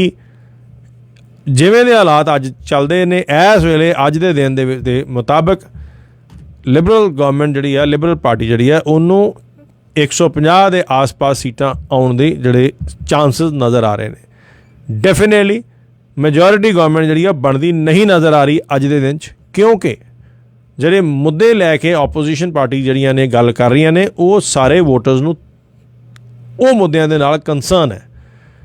ਜਿੱਥੇ ਜਗਮੀਤ ਸਿੰਘ ਅਫੋਰਡੇਬਲ ਹਾਊਸਿੰਗ ਔਰ ਇਨਫਲੇਸ਼ਨ ਔਰ ਕਾਸਟ ਆਫ ਲਿਵਿੰਗ ਦੀ ਗੱਲ ਕਰਦੇ ਨੇ, ਦੂਸਰੇ ਪਾਸੇ ਕੰਜ਼ਰਵੇਟਿਵ ਪਾਰਟੀ ਜਿਹੜੀ ਹੈ ਉਹ ਇਕੋਨਮੀ ਰਿਵਾਈਵਲ ਦੀ ਔਰ ਜੌਬਸ ਦੀ ਗੱਲ ਕਰ ਰਹੀ ਹੈ। ਨਾਲ ਹੀ ਬਹੁਤ ਸਾਰਾ ਛੋਟਾ ਬਿਜ਼ਨਸ ਓਨਰ ਜਿਹੜਾ ਆ ਉਹ ਵੀ ਇਸ ਵੇਲੇ ਲਿਬਰਲ ਸਰਕਾਰ ਤੋਂ ਟੁੱਟਦਾ ਨਜ਼ਰ ਆ ਰਿਹਾ ਹੈ। ਸਾਨੂੰ ਸਭ ਨੂੰ ਪਤਾ ਕਿ ਇਮੀਗ੍ਰੇਸ਼ਨ ਜਿਹੜੀ ਹੈ ਪਿਛਲੇ ਤਕਰੀਬਨ 1.5 ਸਾਲ 'ਚ ਹੋਈ ਨਹੀਂ, ਉਹਦਾ ਜਿਹੜਾ ਇਫੈਕਟ ਹੈ ਉਹ ਅੱਜ ਨਜ਼ਰ ਆ ਰਿਹਾ ਹੈ। ਇਸ ਵੇਲੇ ਮਾਰਕੀਟ ਦੀ ਹਾਲਾਤ ਐਸੀ ਹੋ ਚੁੱਕੀ ਹੈ ਕਿ ਇੰਪਲੋਈਜ਼ ਨੂੰ ਇੰਪਲੋਇਰ ਜਿਹੜੇ ਨੇ ਜਿਹੜੇ ਬਿਜ਼ਨਸ ਛੋਟੇ ਬਿਜ਼ਨਸ ਓਨਰ ਨੇ ਉਹਨਾਂ ਨੂੰ ਇੰਪਲੋਈ ਨਹੀਂ ਮਿਲ ਰਹੇ। ਸੈਲਰੀਜ਼ ਦੀ ਡਿਮਾਂਡ ਜਿਹੜੀ ਹੈ ਉਹ ਵੱਧ ਚੁੱਕੀ ਹੈ, ਚਾਹੇ ਉਹ ਵੱਡੇ ਕਾਰਪੋਰੇਟ ਘਰਾਣੇ ਹੋਣ ਚਾਹੇ ਉਹ ਛੋਟੇ ਬਿਜ਼ਨਸਿਸ ਨੇ, ਸਾਰਿਆਂ ਨੂੰ ਇਸ ਵੇਲੇ ਇੰਪਲੋਈਜ਼ ਦੀ ਕਿੱਲਤ ਆ ਰਹੀ ਹੈ, ਇੰਪਲੋਈ ਨਹੀਂ ਮਿਲ ਰਹੇ ਔਰ ਜਿਹੜੇ ਮਿਲ ਰਹੇ ਨੇ ਉਹ ਮਹਿੰਗੀਆਂ ਸੈਲਰੀਜ਼ ਦੇ ਉੱਤੇ ਮਿਲ ਰਹੇ ਨੇ। ਸੋ ਉਹਦਾ ਡਾਇਰੈਕਟ ਅਸਰ ਜਿਹੜਾ ਹੈ ਉਹ ਬਿਜ਼ਨਸ ਓਨਰਸ ਨੂੰ ਖਾਸ ਤੌਰ 'ਤੇ ਛੋਟੇ ਬਿਜ਼ਨਸ ਓਨਰਸ ਨੂੰ ਹੋ ਰਿਹਾ। ਉਹਦੇ ਕਾਰਨ ਉਹਨਾਂ ਦਾ ਸਾਰਾ ਜਿਹੜਾ ਗੁੱਸਾ ਹੈ ਉਹ ਵੀ ਰੂਲਿੰਗ ਪਾਰਟੀ ਵੱਲ ਹੈ, ਲਿਬਰਲ ਸਰਕਾਰ ਵੱਲ ਹੈ ਕਿ ਉਹਨਾਂ ਨੇ ਜਿਹੜਾ ਸਰਵ ਦਿੱਤਾ, ਹੋਰ ਜਿਹੜਾ ਉਹਨਾਂ ਨੇ ਫੰਡਸ ਜਿਹੜੇ ਦਿੱਤੇ ਨੇ, ਉਹਦੇ ਕਾਰਨ ਜੋ ਇਸ ਵੇਲੇ ਇੰਪਲੋਇਮੈਂਟ ਦੀ ਇੰਪਲੋਈਜ਼ ਅਵੇਲੇਬਿਲਟੀ ਦੀ ਕ੍ਰਾਈਸਿਸ ਆ ਚੁੱਕਿਆ, ਉਹ ਕ੍ਰਾਈਸਿਸ ਜਿਹੜਾ ਆ ਉਹਦੇ ਕਾਰਨ ਉਹਨਾਂ ਦਾ ਬਿਜ਼ਨਸ ਬੁਰੀ ਤਰ੍ਹਾਂ ਹਿੱਟ ਹੋ ਰਿਹਾ। ਆਉਣ ਵਾਲੇ ਟਾਈਮ ਦੇ ਵਿੱਚ ਅਗਰ ਇਵੇਂ ਦੀਆਂ ਰਿਸਟ੍ਰਿਕਸ਼ਨਾਂ ਜਿਹੜੀਆਂ ਨੇ ਉਹ ਚੱਲਦੀਆਂ ਰਹੀਆਂ, ਖਾਸ ਤੌਰ 'ਤੇ ਇੰਡੀਆ ਔਰ ਕੈਨੇਡਾ ਦੇ ਵਿੱਚ, ਅਤੇ ਸਾਨੂੰ ਇੱਥੇ ਇੰਪਲੋਈ ਸ਼ਾਰਟੇਜ ਜਿਹੜੀ ਆ ਹੋਰ ਵੇਖਣ ਨੂੰ ਮਿਲੇਗੀ, ਸੈਲਰੀ ਹਾਈਕਸ ਹੋਰ ਵੇਖਣ ਨੂੰ ਮਿਲਣਗੀਆਂ। ਵਰਕ ਫਰੋਮ ਹੋਮ ਇੱਕ ਐਸਾ ਟ੍ਰੈਂਡ ਹੈ ਜਿਹਦੇ 'ਚੋਂ ਇੰਪਲੋਈਜ਼ ਨੂੰ ਕੱਢ ਕੇ ਲਿਆ ਕੇ ਬਿਜ਼ਨਸ ਦੇ ਵਿੱਚ ਕੰਮ ਕਰਾਉਣਾ ਬਹੁਤ ਮੁਸ਼ਕਿਲ ਹੈ। ਸੋ ਇਹ ਸਾਰੇ ਇਸ਼ੂਜ਼ ਜਿਹੜੇ ਨੇ ਇਸ ਵੇਲੇ ਸਾਰੇ ਹੀ ਸਮਾਲ ਬਿਜ਼ਨਸ ਓਨਰਸ ਨੂੰ ਇਫੈਕਟ ਕਰ ਰਹੇ ਨੇ। ਇਹ ਵੀ ਮੁੱਦੇ ਜਿਹੜੇ ਨੇ ਇਹ ਲਿਬਰਲ ਸਰਕਾਰ ਦੇ ਕਿਤੇ ਨਾ ਕਿਤੇ ਕਾਰਗੁਜ਼ਾਰੀ ਜਿਹੜੀ ਆ ਉਹਦੇ 'ਤੇ ਸਵਾਲ ਖੜੇ ਕਰਨਗੇ। ਸੋ ਓਵਰਆਲ ਅਗਰ ਅਸੀਂ ਵੇਖਦੇ ਹਾਂ, ਚਾਹੇ ਘਰਾਂ ਦੀਆਂ ਕੀਮਤਾਂ ਦਾ ਹਾਲ ਹੋਏ, ਚਾਹੇ ਉਹ ਜਿਹੜੀ ਇਮੀਗ੍ਰੇਸ਼ਨ ਦੀ ਪਾਲਿਸੀਜ਼ ਜਾਂ ਉਹਨਾਂ ਨੂੰ ਕੰਟੀਨਿਊਸ ਰੱਖਣ ਵਿੱਚ ਇਸ਼ੂਜ਼ ਹੋਣ, ਚਾਹੇ ਉਹ ਕੋਵਿਡ ਦੇ ਕੇਸਿਸ ਜਿਹੜੇ ਨੇ ਉਹਨਾਂ ਨੂੰ ਹੈਂਡਲ ਕਰਨ ਦਾ ਇਸ਼ੂ ਹੋਏ, ਚਾਹੇ ਕਿ ਜੌਬਸ ਜਿਹੜੀਆਂ ਇੰਨੀਆਂ ਗਿਣਤੀ ਵਿੱਚ ਜੇ ਉਹ ਜੌਬ ਜਿਹੜੀਆਂ ਨੇ ਉਹ 11% ਤੋਂ ਉੱਪਰ ਜਿਹੜੀ ਅਨਇੰਪਲੋਇਮੈਂਟ ਰੇਟ ਸਭ ਤੋਂ ਹਾਈਐਸਟ ਜਿਹੜਾ ਉਹ ਕੈਨੇਡਾ ਦਾ ਹੋ ਗਿਆ ਹੋਏ, ਲਗਾਤਾਰ ਜਿਹੜੀਆਂ ਨੇ ਜੌਬ ਜਿਹੜੀਆਂ ਨੇ ਉਹ ਕੈਨੇਡਾ ਦੇ ਵਿੱਚ ਲੋਕਾਂ ਨੇ ਗਵਾਈਆਂ ਨੇ, ਉਹ ਸਾਰੇ ਮੁੱਦੇ ਜਿਹੜੇ ਆ ਇਸ ਵੇਲੇ ਰੂਲਿੰਗ ਪਾਰਟੀ ਨੂੰ ਬਹੁਤ ਤੰਗ ਕਰਨ ਵਾਲੇ ਨੇ। ਇਸੇ ਕਰਕੇ ਉਮੀਦ ਇਹ ਹੈ ਕਿ ਅਗਰ ਇਲੈਕਸ਼ਨ ਜਿਹੜੀ ਹੈ ਉਹ ਹੁੰਦੀ ਹੈ ਸੋ ਡੈਫੀਨੇਟਲੀ ਮੈਜੋਰਿਟੀ ਗਵਰਨਮੈਂਟ ਜਿਹੜੀ ਹੈ ਉਹ ਕਿਸੇ ਵੀ ਪਾਰਟੀ ਦੀ ਨਹੀਂ ਆਏਗੀ। ਇਹਦੇ 'ਚ ਕੋਈ ਦੋ ਰਾਏ ਨਹੀਂ ਹੈ ਕਿ ਜੋ ਇਸ ਵੇਲੇ ਸਿਚੁਏਸ਼ਨ ਬਣੀ ਹੋਈ ਹੈ ਉਹਦੇ ਨਾਲ ਅਜੇ ਵੀ ਲਿਬਰਲ ਸਰਕਾਰ ਜਿਹੜੀ ਹੈ, ਲਿਬਰਲ ਪਾਰਟੀ ਜਿਹੜੀ ਆ ਉਹਨੂੰ ਸੀਟਾਂ ਜ਼ਿਆਦਾ ਮਿਲਣ ਦੇ ਚਾਂਸਿਸ ਨੇ। ਮਗਰ ਮੇਰਾ ਅਨੁਮਾਨ ਇਹ ਹੈ ਕਿ ਪਿਛਲੇ ਵਾਰੀ ਨਾਲੋਂ ਉਹਨਾਂ ਨੂੰ ਸੀਟਾਂ ਜਿਹੜੀਆਂ ਨੇ ਉਹ ਘੱਟ ਮਿਲਣਗੀਆਂ। ਅਗਰ ਕਿਸੇ ਦਾ ਗੇਨ ਹੋਏਗਾ ਤਾਂ ਉਹ ਹੋਏਗਾ NDP ਦਾ, ਔਰ NDP ਦਾ ਗੇਨ ਜਿਹੜਾ ਆ ਉਹ ਇਨਡਾਇਰੈਕਟਲੀ ਕਿਤੇ ਨਾ ਕਿਤੇ ਕੰਜ਼ਰਵੇਟਿਵ ਪਾਰਟੀ ਨੂੰ ਥੋੜ੍ਹਾ ਐਡਵਾਂਟੇਜ ਦੇ ਸਕਦਾ। ਪਰ ਇਹਦਾ ਮਤਲਬ ਇਹ ਨਹੀਂ ਕਿ ਕੰਜ਼ਰਵੇਟਿਵ ਪਾਰਟੀ ਜਿਹੜੀ ਆ ਉਹ ਮੈਕਸੀਮਮ ਸੀਟਾਂ ਜਿਹੜੀਆਂ ਉਹ ਲੈ ਸਕੇਗੀ। ਸਾਡੇ ਨਾਲ ਸਾਡੇ ਕਾਲਰ ਵੀ ਜੁੜ ਚੁੱਕੇ ਨੇ 9019, ਤੁਸੀਂ ਔਨ 에ਅਰ ਹੋ ਜੀ, ਤੁਹਾਡਾ ਰੇਡੀਓ ਜ਼ਿੰਦਾਬਾਦ ਤੇ ਬਹੁਤ ਬਹੁਤ ਸਵਾਗਤ ਹੈ ਜੀ। ਹੈਲੋ ਸਤਿ ਸ਼੍ਰੀ ਅਕਾਲ ਜੀ, ਜਗਤਾਰ ਨਿੱਜਰ ਹੀਅਰ। ਹਾਂਜੀ ਜਗਤਾਰ ਨਿੱਜਰ ਜੀ, ਬਹੁਤ ਬਹੁਤ ਸਵਾਗਤ ਹੈ ਜੀ। ਬਹੁਤ ਵਧੀਆ ਤੁਹਾਡੀ ਗੱਲਾਂ ਸੁਣ ਰਹੇ ਸੀਗੇ ਜੀ, ਤੇ ਸੋਚਿਆ ਪਹਿਲਾਂ ਹੋਰ ਸੁਣ ਲਈਏ, ਫਿਰ ਮੈਂ ਕਿਹਾ ਚਲੋ ਉਸ ਤੋਂ ਪਹਿਲਾਂ ਪੁਆਇੰਟ ਭੁੱਲ ਜਾਣ, ਕਾਲ ਕਰ ਲਈਏ ਜੀ। ਤੇ ਵੀ ਇਹ ਜਿਹੜੀ ਵਰਕਰ ਦੀ ਸ਼ਾਰਟੇਜ ਦੀ ਆਪਾਂ ਗੱਲ ਕਰ ਰਹੇ ਹਾਂ ਨਾ ਜੀ, ਤੁਹਾਨੂੰ ਵੀ ਪਤਾ ਹੈ ਕਿ ਜਿਹੜਾ ਸਰਬ ਹੈ ਨਾ ਜਿਹੜੀ ਗਵਰਨਮੈਂਟ ਦੇ ਰਹੀ ਸੀਗੀ ਜੀ, ਉਹ ਇਸ ਮਹੀਨੇ 25 ਤਰੀਕ ਤੋਂ ਬਾਅਦ ਬੰਦ ਹੋ ਜਾਣਾ ਜੀ। ਤਾਂ ਹੀ ਵੋਟਾਂ 20 ਸਤੰਬਰ ਨੂੰ ਹੋ ਰਹੀਆਂ ਜੀ, ਸੌਰੀ ਇਸ ਮਹੀਨੇ ਸੌਰੀ ਸਤੰਬਰ ਐਂਡ ਤੋਂ 25 ਸਤੰਬਰ ਤੋਂ ਜੀ ਬੰਦ ਹੋ ਰਿਹਾ ਜੀ ਉਹ। ਤੇ ਤਾਂ ਹੀ ਇਹਨਾਂ ਨੇ ਇਲੈਕਸ਼ਨ ਜਿਹੜੀ ਕਾਲ ਕੀਤੀ ਹੈ ਨਾ ਜੀ, ਉਹ ਵੀ 20 ਸਤੰਬਰ ਨੂੰ ਕਰ ਲਈ ਸੀ, ਫਟਾਫਟ ਕਰਵਾ ਲਓ, ਕਿਉਂਕਿ ਉਸ ਤੋਂ ਬਾਅਦ ਵਿੱਚ ਦੇਣ ਨੂੰ ਇਹਨਾਂ ਕੋਲੇ ਵੀ ਪੈਸੇ ਮੌਕੀ ਚੱਲੇ ਵਾਲੀ ਗੱਲ ਹੈ ਜੀ। ਜੀ ਕਰਜ਼ਾ ਕਿੰਨਾ ਕੁ ਚੁੱਕੀ ਜਾਣਗੇ, ਬਹੁਤ ਚੁੱਕੀ ਜਾ ਰਹੇ ਹੈਗੇ ਆ ਜੀ। ਫਿਰ ਕਈ ਵਾਅਦੇ ਜਿਹੜੇ ਮੈਂ ਦੇਖ ਰਿਹਾ ਕਿ NDP ਕਰ ਰਹੀ ਹੈਗੀ ਹੈ, ਰੈਂਟਰ ਨੂੰ $5000 ਦਿਆਂਗੇ, ਆਹ ਕਰਾਂਗੇ ਵੀ। ਮੈਂ ਆਈ ਵਿਸ਼ ਕਿ I could ask some of these question, ਪੈਸੇ ਨੇ ਲੈ ਕੇ ਕਿੱਥੋਂ ਆਉਣੇ ਤੁਸੀਂ ਯਾਰ? ਜਗਮੀਤ ਜੀ, ਮੈਂ ਜਗਤਾਰ ਜੀ, ਮੈਂ ਤੁਹਾਨੂੰ ਨਾਲ ਹੀ ਇਹ ਗੱਲ ਦੱਸਣਾ ਕਿ ਵੋਟਰ ਜਿਹੜਾ ਹੈ ਨਾ ਉਹ NDP ਦੀ ਵਾਅਦਿਆਂ ਨੂੰ ਜ਼ਿਆਦਾ ਸੀਰੀਅਸਲੀ ਨਹੀਂ ਲੈਂਦਾ, ਕਿਉਂਕਿ ਉਹਨਾਂ ਨੂੰ ਪਤਾ ਹੈ ਕਿ ਉਹਨਾਂ ਨੂੰ ਕੋਈ ਲਾਸ ਨਹੀਂ ਹੈ। NDP ਕੁਛ ਵੀ ਅਨਾਊਂਸ ਕਰ ਸਕਦੀ ਹੈ, ਕਿਉਂਕਿ ਫੈਡਰਲੀ ਉਹਨਾਂ ਨੇ ਕਦੀ ਮੈਜੋਰਿਟੀ 'ਚ ਆਉਣਾ ਨਹੀਂ। ਸੋ ਇਸ ਕਰਕੇ ਵੋਟਰ ਜਿਹੜਾ ਆ ਉਹ ਡਾਇਰੈਕਟਲੀ ਉਹਦੇ ਨਾਲ ਬਹੁਤਾ ਇੰਪੈਕਟ ਨਹੀਂ ਹੁੰਦਾ। ਸੋ ਇਹ ਕੈਨੇਡੀਅਨ ਵੋਟਰ ਬੜਾ ਸਿਆਣਾ ਆ, ਜਿਵੇਂ ਤੁਸੀਂ ਗੱਲ ਕਰ ਰਹੇ ਹੋ, ਉਹ ਇੱਕ ਤਰ੍ਹਾਂ ਦੀਆਂ ਅਨਾਊਂਸਮੈਂਟਸ ਨੇ ਔਰ ਜਿਨ੍ਹਾਂ ਦੀ ਵੈਲਿਊ ਸ਼ਾਇਦ ਬਹੁਤ ਘੱਟ ਹੈ। ਪਰ ਨਹੀਂ, ਇਹ ਚੀਜ਼ਾਂ ਬੰਦ ਹੋਣੀਆਂ ਚਾਹੀਦੀਆਂ। ਜਿਹੜੇ ਆਪਣਾ ਇਲੈਕਸ਼ਨ ਕੈਨੇਡਾ ਵਾਲੇ ਹੈਗੇ ਆ, ਉਹਨਾਂ ਨੂੰ ਪਾਰਟੀਆਂ ਨੂੰ ਕਹਿਣਾ ਚਾਹੀਦਾ ਕਿ ਤੁਸੀਂ ਆ ਜਿਹੜੇ ਲੋਲੀਪੌਪ ਚੂਸੇ ਜਿਹੜੇ ਲੋਕਾਂ ਨੂੰ ਦੇ ਰਹੇ ਹੈਗੇ ਨਾ ਜੀ, ਡੋਂਟ ਡੂ ਇਟ, ਕਿਉਂਕਿ ਇਹਨਾਂ ਚੀਜ਼ਾਂ ਤੋਂ ਤੇ ਆਪਾਂ ਇੱਕ ਤਰ੍ਹਾਂ ਖੋਜ ਭੱਜ ਕੇ ਇੱਥੇ ਆਏ ਹੈਗੇ ਆ। ਜਿਹੜੇ ਪ੍ਰੋਮਿਸ ਪੂਰੇ ਨਹੀਂ ਹੋਣਗੇ ਉਹ ਦੂਸਰੇ ਬੰਦੇ ਦੀ ਵੋਟ ਤੇ ਖਰਾਬ ਕਰਦੇ ਆ ਨਾ ਜੀ, ਤੇ ਨਾ ਹੀ ਪੂਰੇ ਕਰਨਾ ਚਾਹੀਦਾ। ਦੂਜੀ ਗੱਲ ਹੈ ਕਿ why give anybody anything for free. ਦੇਖੋ, ਮੈਂ ਫ੍ਰੀ ਦੇ ਹੱਕ ਵਿੱਚ ਕਦੇ ਵੀ ਰਿਹਾ ਨਹੀਂਗਾ ਜੀ, ਤੇ ਨਾ ਅੱਜ ਵੀ ਨਹੀਂਗਾ, ਕਿਉਂਕਿ ਅਸੀਂ ਲੋਕਾਂ ਨੂੰ sorry I don't mean to use the bad word, ਪਰ ਅਸੀਂ ਮੰਗਦੇ ਬਣਾ ਕਿਉਂ ਰਹੇ ਉਹਨਾਂ ਨੂੰ? ਕਿਸੇ ਨੇ ਮੰਗਿਆ ਉਹਨਾਂ ਕੋਲੋਂ, ਪਰ ਅਸੀਂ ਜੋ ਉਹਨਾਂ ਨੂੰ ਬਣਾ ਰਹੇ ਹਾਂ ਤੇ ਬਣ ਜਾਣਾ ਉਹਨਾਂ ਨੇ। ਵਾਈ ਹੁਣ ਜਿੱਦਾਂ ਤੁਸੀਂ ਵਰਕਰ ਦੀ ਸ਼ਾਰਟੇਜ ਦੀ ਗੱਲ ਕੀਤੀ, ਆਈ ਨੋ ਮੈਨੀ ਬਿਜ਼ਨਸਿਸ ਸਪੈਸ਼ਲੀ ਬੈਂਕੁਏਟ ਹਾਲ ਦੇ ਬਿਜ਼ਨਸ ਜਿਹੜੇ ਹੈਗੇ, ਉਹਨਾਂ ਨੂੰ ਵਰਕਰ ਨਹੀਂ ਮਿਲਦੇ। ਕਿਉਂ? ਅੱਗੇ ਉਹਨਾਂ ਨੂੰ $10-12 ਤੇ ਮਿਲ ਜਾਂਦੇ ਸੀਗੇ, ਹੁਣ ਅਗਲੇ ਫੁੱਲ ਵੇਜ ਮੰਗਦੇ, ਵਿਚ I am very happy for it ਕਿ ਉਹਨਾਂ ਵਰਕਰਾਂ ਨੂੰ ਫੁੱਲ ਵੇਜ ਹੀ ਮਿਲਣੀ ਚਾਹੀਦੀ ਸੀ ਪਹਿਲਾਂ ਵੀ ਤੇ ਹੁਣ ਵੀ। ਉਹਨਾਂ ਨੂੰ ਘੱਟ ਵੇਜ ਨਹੀਂ ਮਿਲਣੀ ਚਾਹੀਦੀ, ਕਿਉਂਕਿ ਦੇਖੋ ਜਿਹੜਾ ਬੰਦਾ ਕੋਈ ਵੀ ਕੰਮ ਕਰ ਰਿਹਾ ਉਹਨੂੰ ਉਹਦੀ ਫੇਅਰ ਜਿਹੜੀ ਮਿਨੀਮਮ ਵੇਜ ਹੈਗੀ ਹੈ, ਜਿਹੜੀ ਮਰਜ਼ੀ ਜੌਬ ਹੋਵੇ, ਉਹ ਮਿਲਣੀ ਹੀ ਚਾਹੀਦੀ ਉਹਨਾਂ ਨੂੰ। ਮਿਨੀਮਮ ਵੇਜ ਜਿਹੜੀ ਸਰਕਾਰ ਵੱਲੋਂ ਅਲਾਟਡ ਹੈਗੀ ਹੈ। ਤੇ ਜਿਹੜਾ ਸਸਤੇ ਕੰਮ ਕਰਵਾਉਂਦੇ ਹੈਗੇ ਆ, ਉਹਨਾਂ ਦੀ ਰਿਪੋਰਟਿੰਗ ਵੀ ਹੋਣੀ ਚਾਹੀਦੀ ਹੈ, ਤੇ ਉਹਨਾਂ ਨੂੰ ਪੈਨਲਟੀ ਵੀ ਲੱਗਣੀ ਚਾਹੀਦੀ ਵੀ ਜੇ ਕਿਸੇ ਵੀ ਜੌਬ ਸਾਈਟ ਤੇ ਕੋਈ ਵਰਕਰ ਦੇ ਵੀ ਅੰਡਰ ਪੇ ਕਰਦਾ ਫੜਿਆ ਗਿਆ, ਜਿਹੜਾ ਉੱਥੋਂ ਦਾ ਓਨਰ ਹੈਗਾ ਵੈ, ਉਹਨੂੰ $20,000 ਫਾਈਨ ਹੋਏਗਾ, ਪਲੱਸ ਜਿਹੜਾ ਵਰਕਰ ਨੂੰ ਘੱਟ ਪੇ ਮਿਲਦੀ ਸੀਗੀ ਉਹਨੂੰ $5,000 ਦਾ ਬੋਨਸ ਦੇਣਗੇ ਜੀ ਵਰਕਰ ਲੈਂਡਲੋਰਡ। ਜਗਤਾਰ ਜੀ, ਮੈਂ ਸਿਰਫ ਤੁਹਾਡੇ ਵਿੱਚ ਐਡ ਕਰਨਾ ਚਾਹੁੰਦਾ ਹਾਂ, ਇਸ਼ੂ ਪਤਾ ਕੀ ਹੈ? ਇਸ਼ੂ ਇਹ ਛੋਟੀਆਂ ਚੀਜ਼ਾਂ ਨੇ, ਇਹਨਾਂ ਚੀਜ਼ਾਂ ਦਾ ਜ਼ਿਆਦਾ ਅਸਰ ਨਹੀਂ ਹੋਇਆ। ਵੇਖੋ, ਇੰਨਾ ਪੈਸਾ ਜਿਹੜਾ ਬਿਲੀਅਨਸ ਆਫ ਡਾਲਰ ਜਿਹੜੇ ਨੇ ਗਵਰਨਮੈਂਟ ਨੇ ਬੜੇ ਵੱਡੇ ਘਰਾਣਿਆਂ ਨੂੰ ਜਿਹੜੇ ਆ ਉਹ ਕੋਵਿਡ ਦੇ ਨਾਂ 'ਤੇ ਦਿੱਤੇ ਹੈ, ਕਿ ਉਹੀ ਪੈਸਾ ਜਿਹੜਾ ਅੱਜ ਬਾਹਰ ਆ ਰਿਹਾ। ਤੁਸੀਂ ਵੇਖੋ, ਰੀਅਲ ਸਟੇਟ ਦੇ ਵਿੱਚ ਲਗਾਤਾਰ ਲੋਕਾਂ ਨੇ ਐਸੇ ਏਜੰਸੀਆਂ ਨੇ ਵੱਡੀਆਂ ਜਿਨ੍ਹਾਂ ਨੇ ਸ਼ਹਿਰਾਂ ਦੇ ਸ਼ਹਿਰ ਜਿਹੜੇ ਆ ਨਵੇਂ ਉਹ ਖਰੀਦ ਲਿਆ। ਜਿਹੜੇ ਬਿਲਡਰਸ ਨੇ ਉਹ ਘਰ ਪ੍ਰੋਜੈਕਟਸ ਉਹਨਾਂ ਦੇ ਅਜੇ ਜਿਹੜੇ ਆ ਲਾਂਚ ਵੀ ਨਹੀਂ ਹੋਏ, ਉਹਦੇ ਤੋਂ ਪਹਿਲਾਂ ਪੂਰਾ ਦਾ ਪੂਰਾ ਪ੍ਰੋਜੈਕਟ ਹੀ ਜਿਹੜਾ ਆ ਉਹ ਖਰੀਦਿਆ ਜਾ ਚੁੱਕਿਆ। ਇਹਦਾ ਮਤਲਬ ਇਹ ਹੈ ਕਿ ਪੈਸਾ ਹੈ।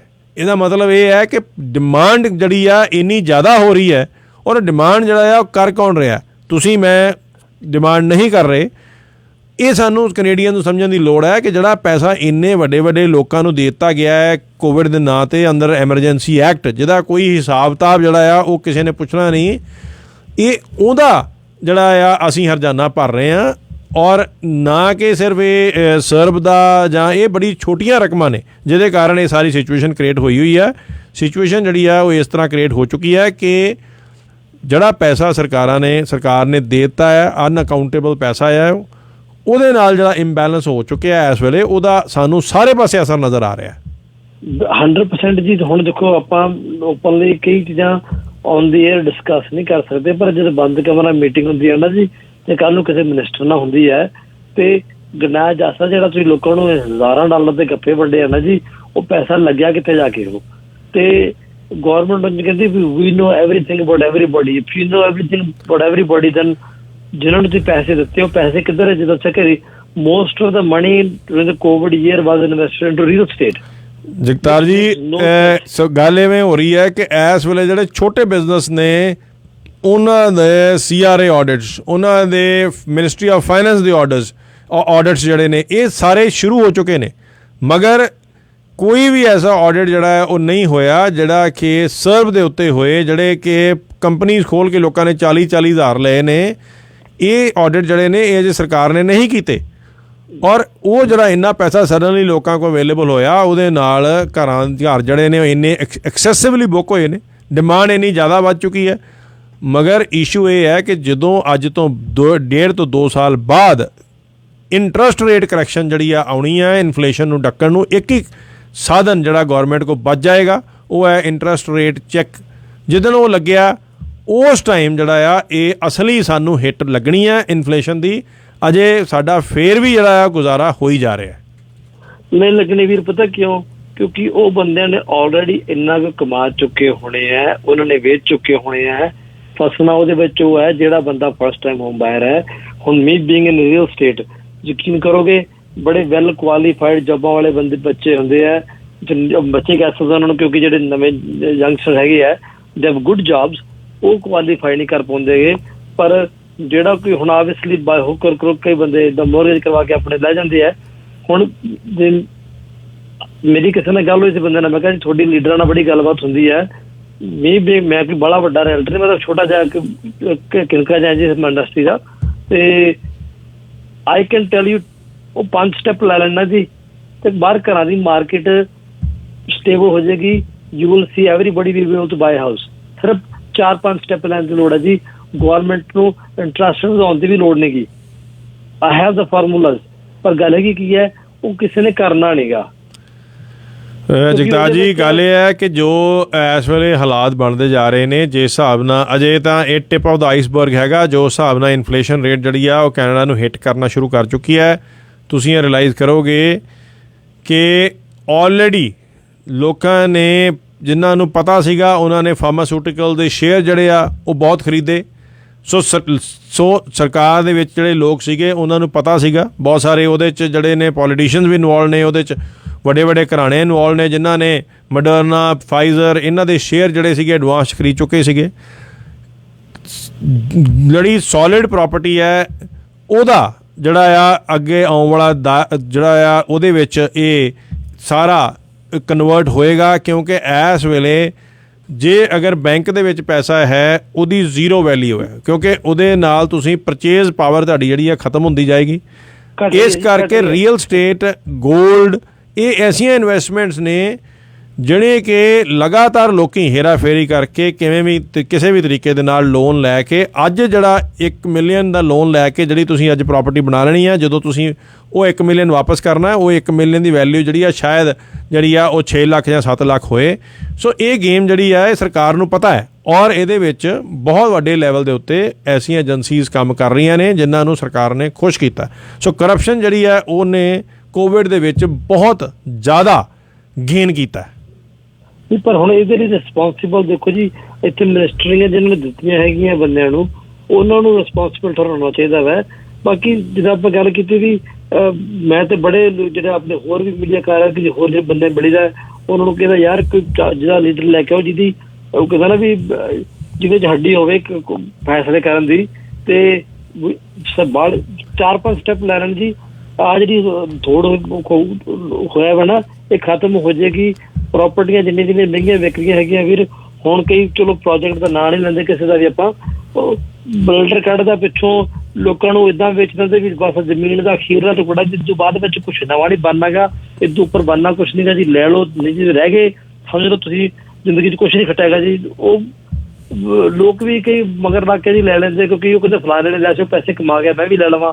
ਤੇ ਉਹਦੇ ਵਿੱਚ ਐਂਡ ਆਫ ਦ ਡੇ ਅਸੀਂ ਕਈ ਵਾਰ ਆਪ ਦੇਖੀ ਤਾਂ ਯਾਰ ਵਾਟ ਆਰ ਦੇ ਬਾਇੰਗ, ਵਾਟ ਆਰ ਦੇ ਗੈਟਿੰਗ ਫॉर देयर ਮਨੀ।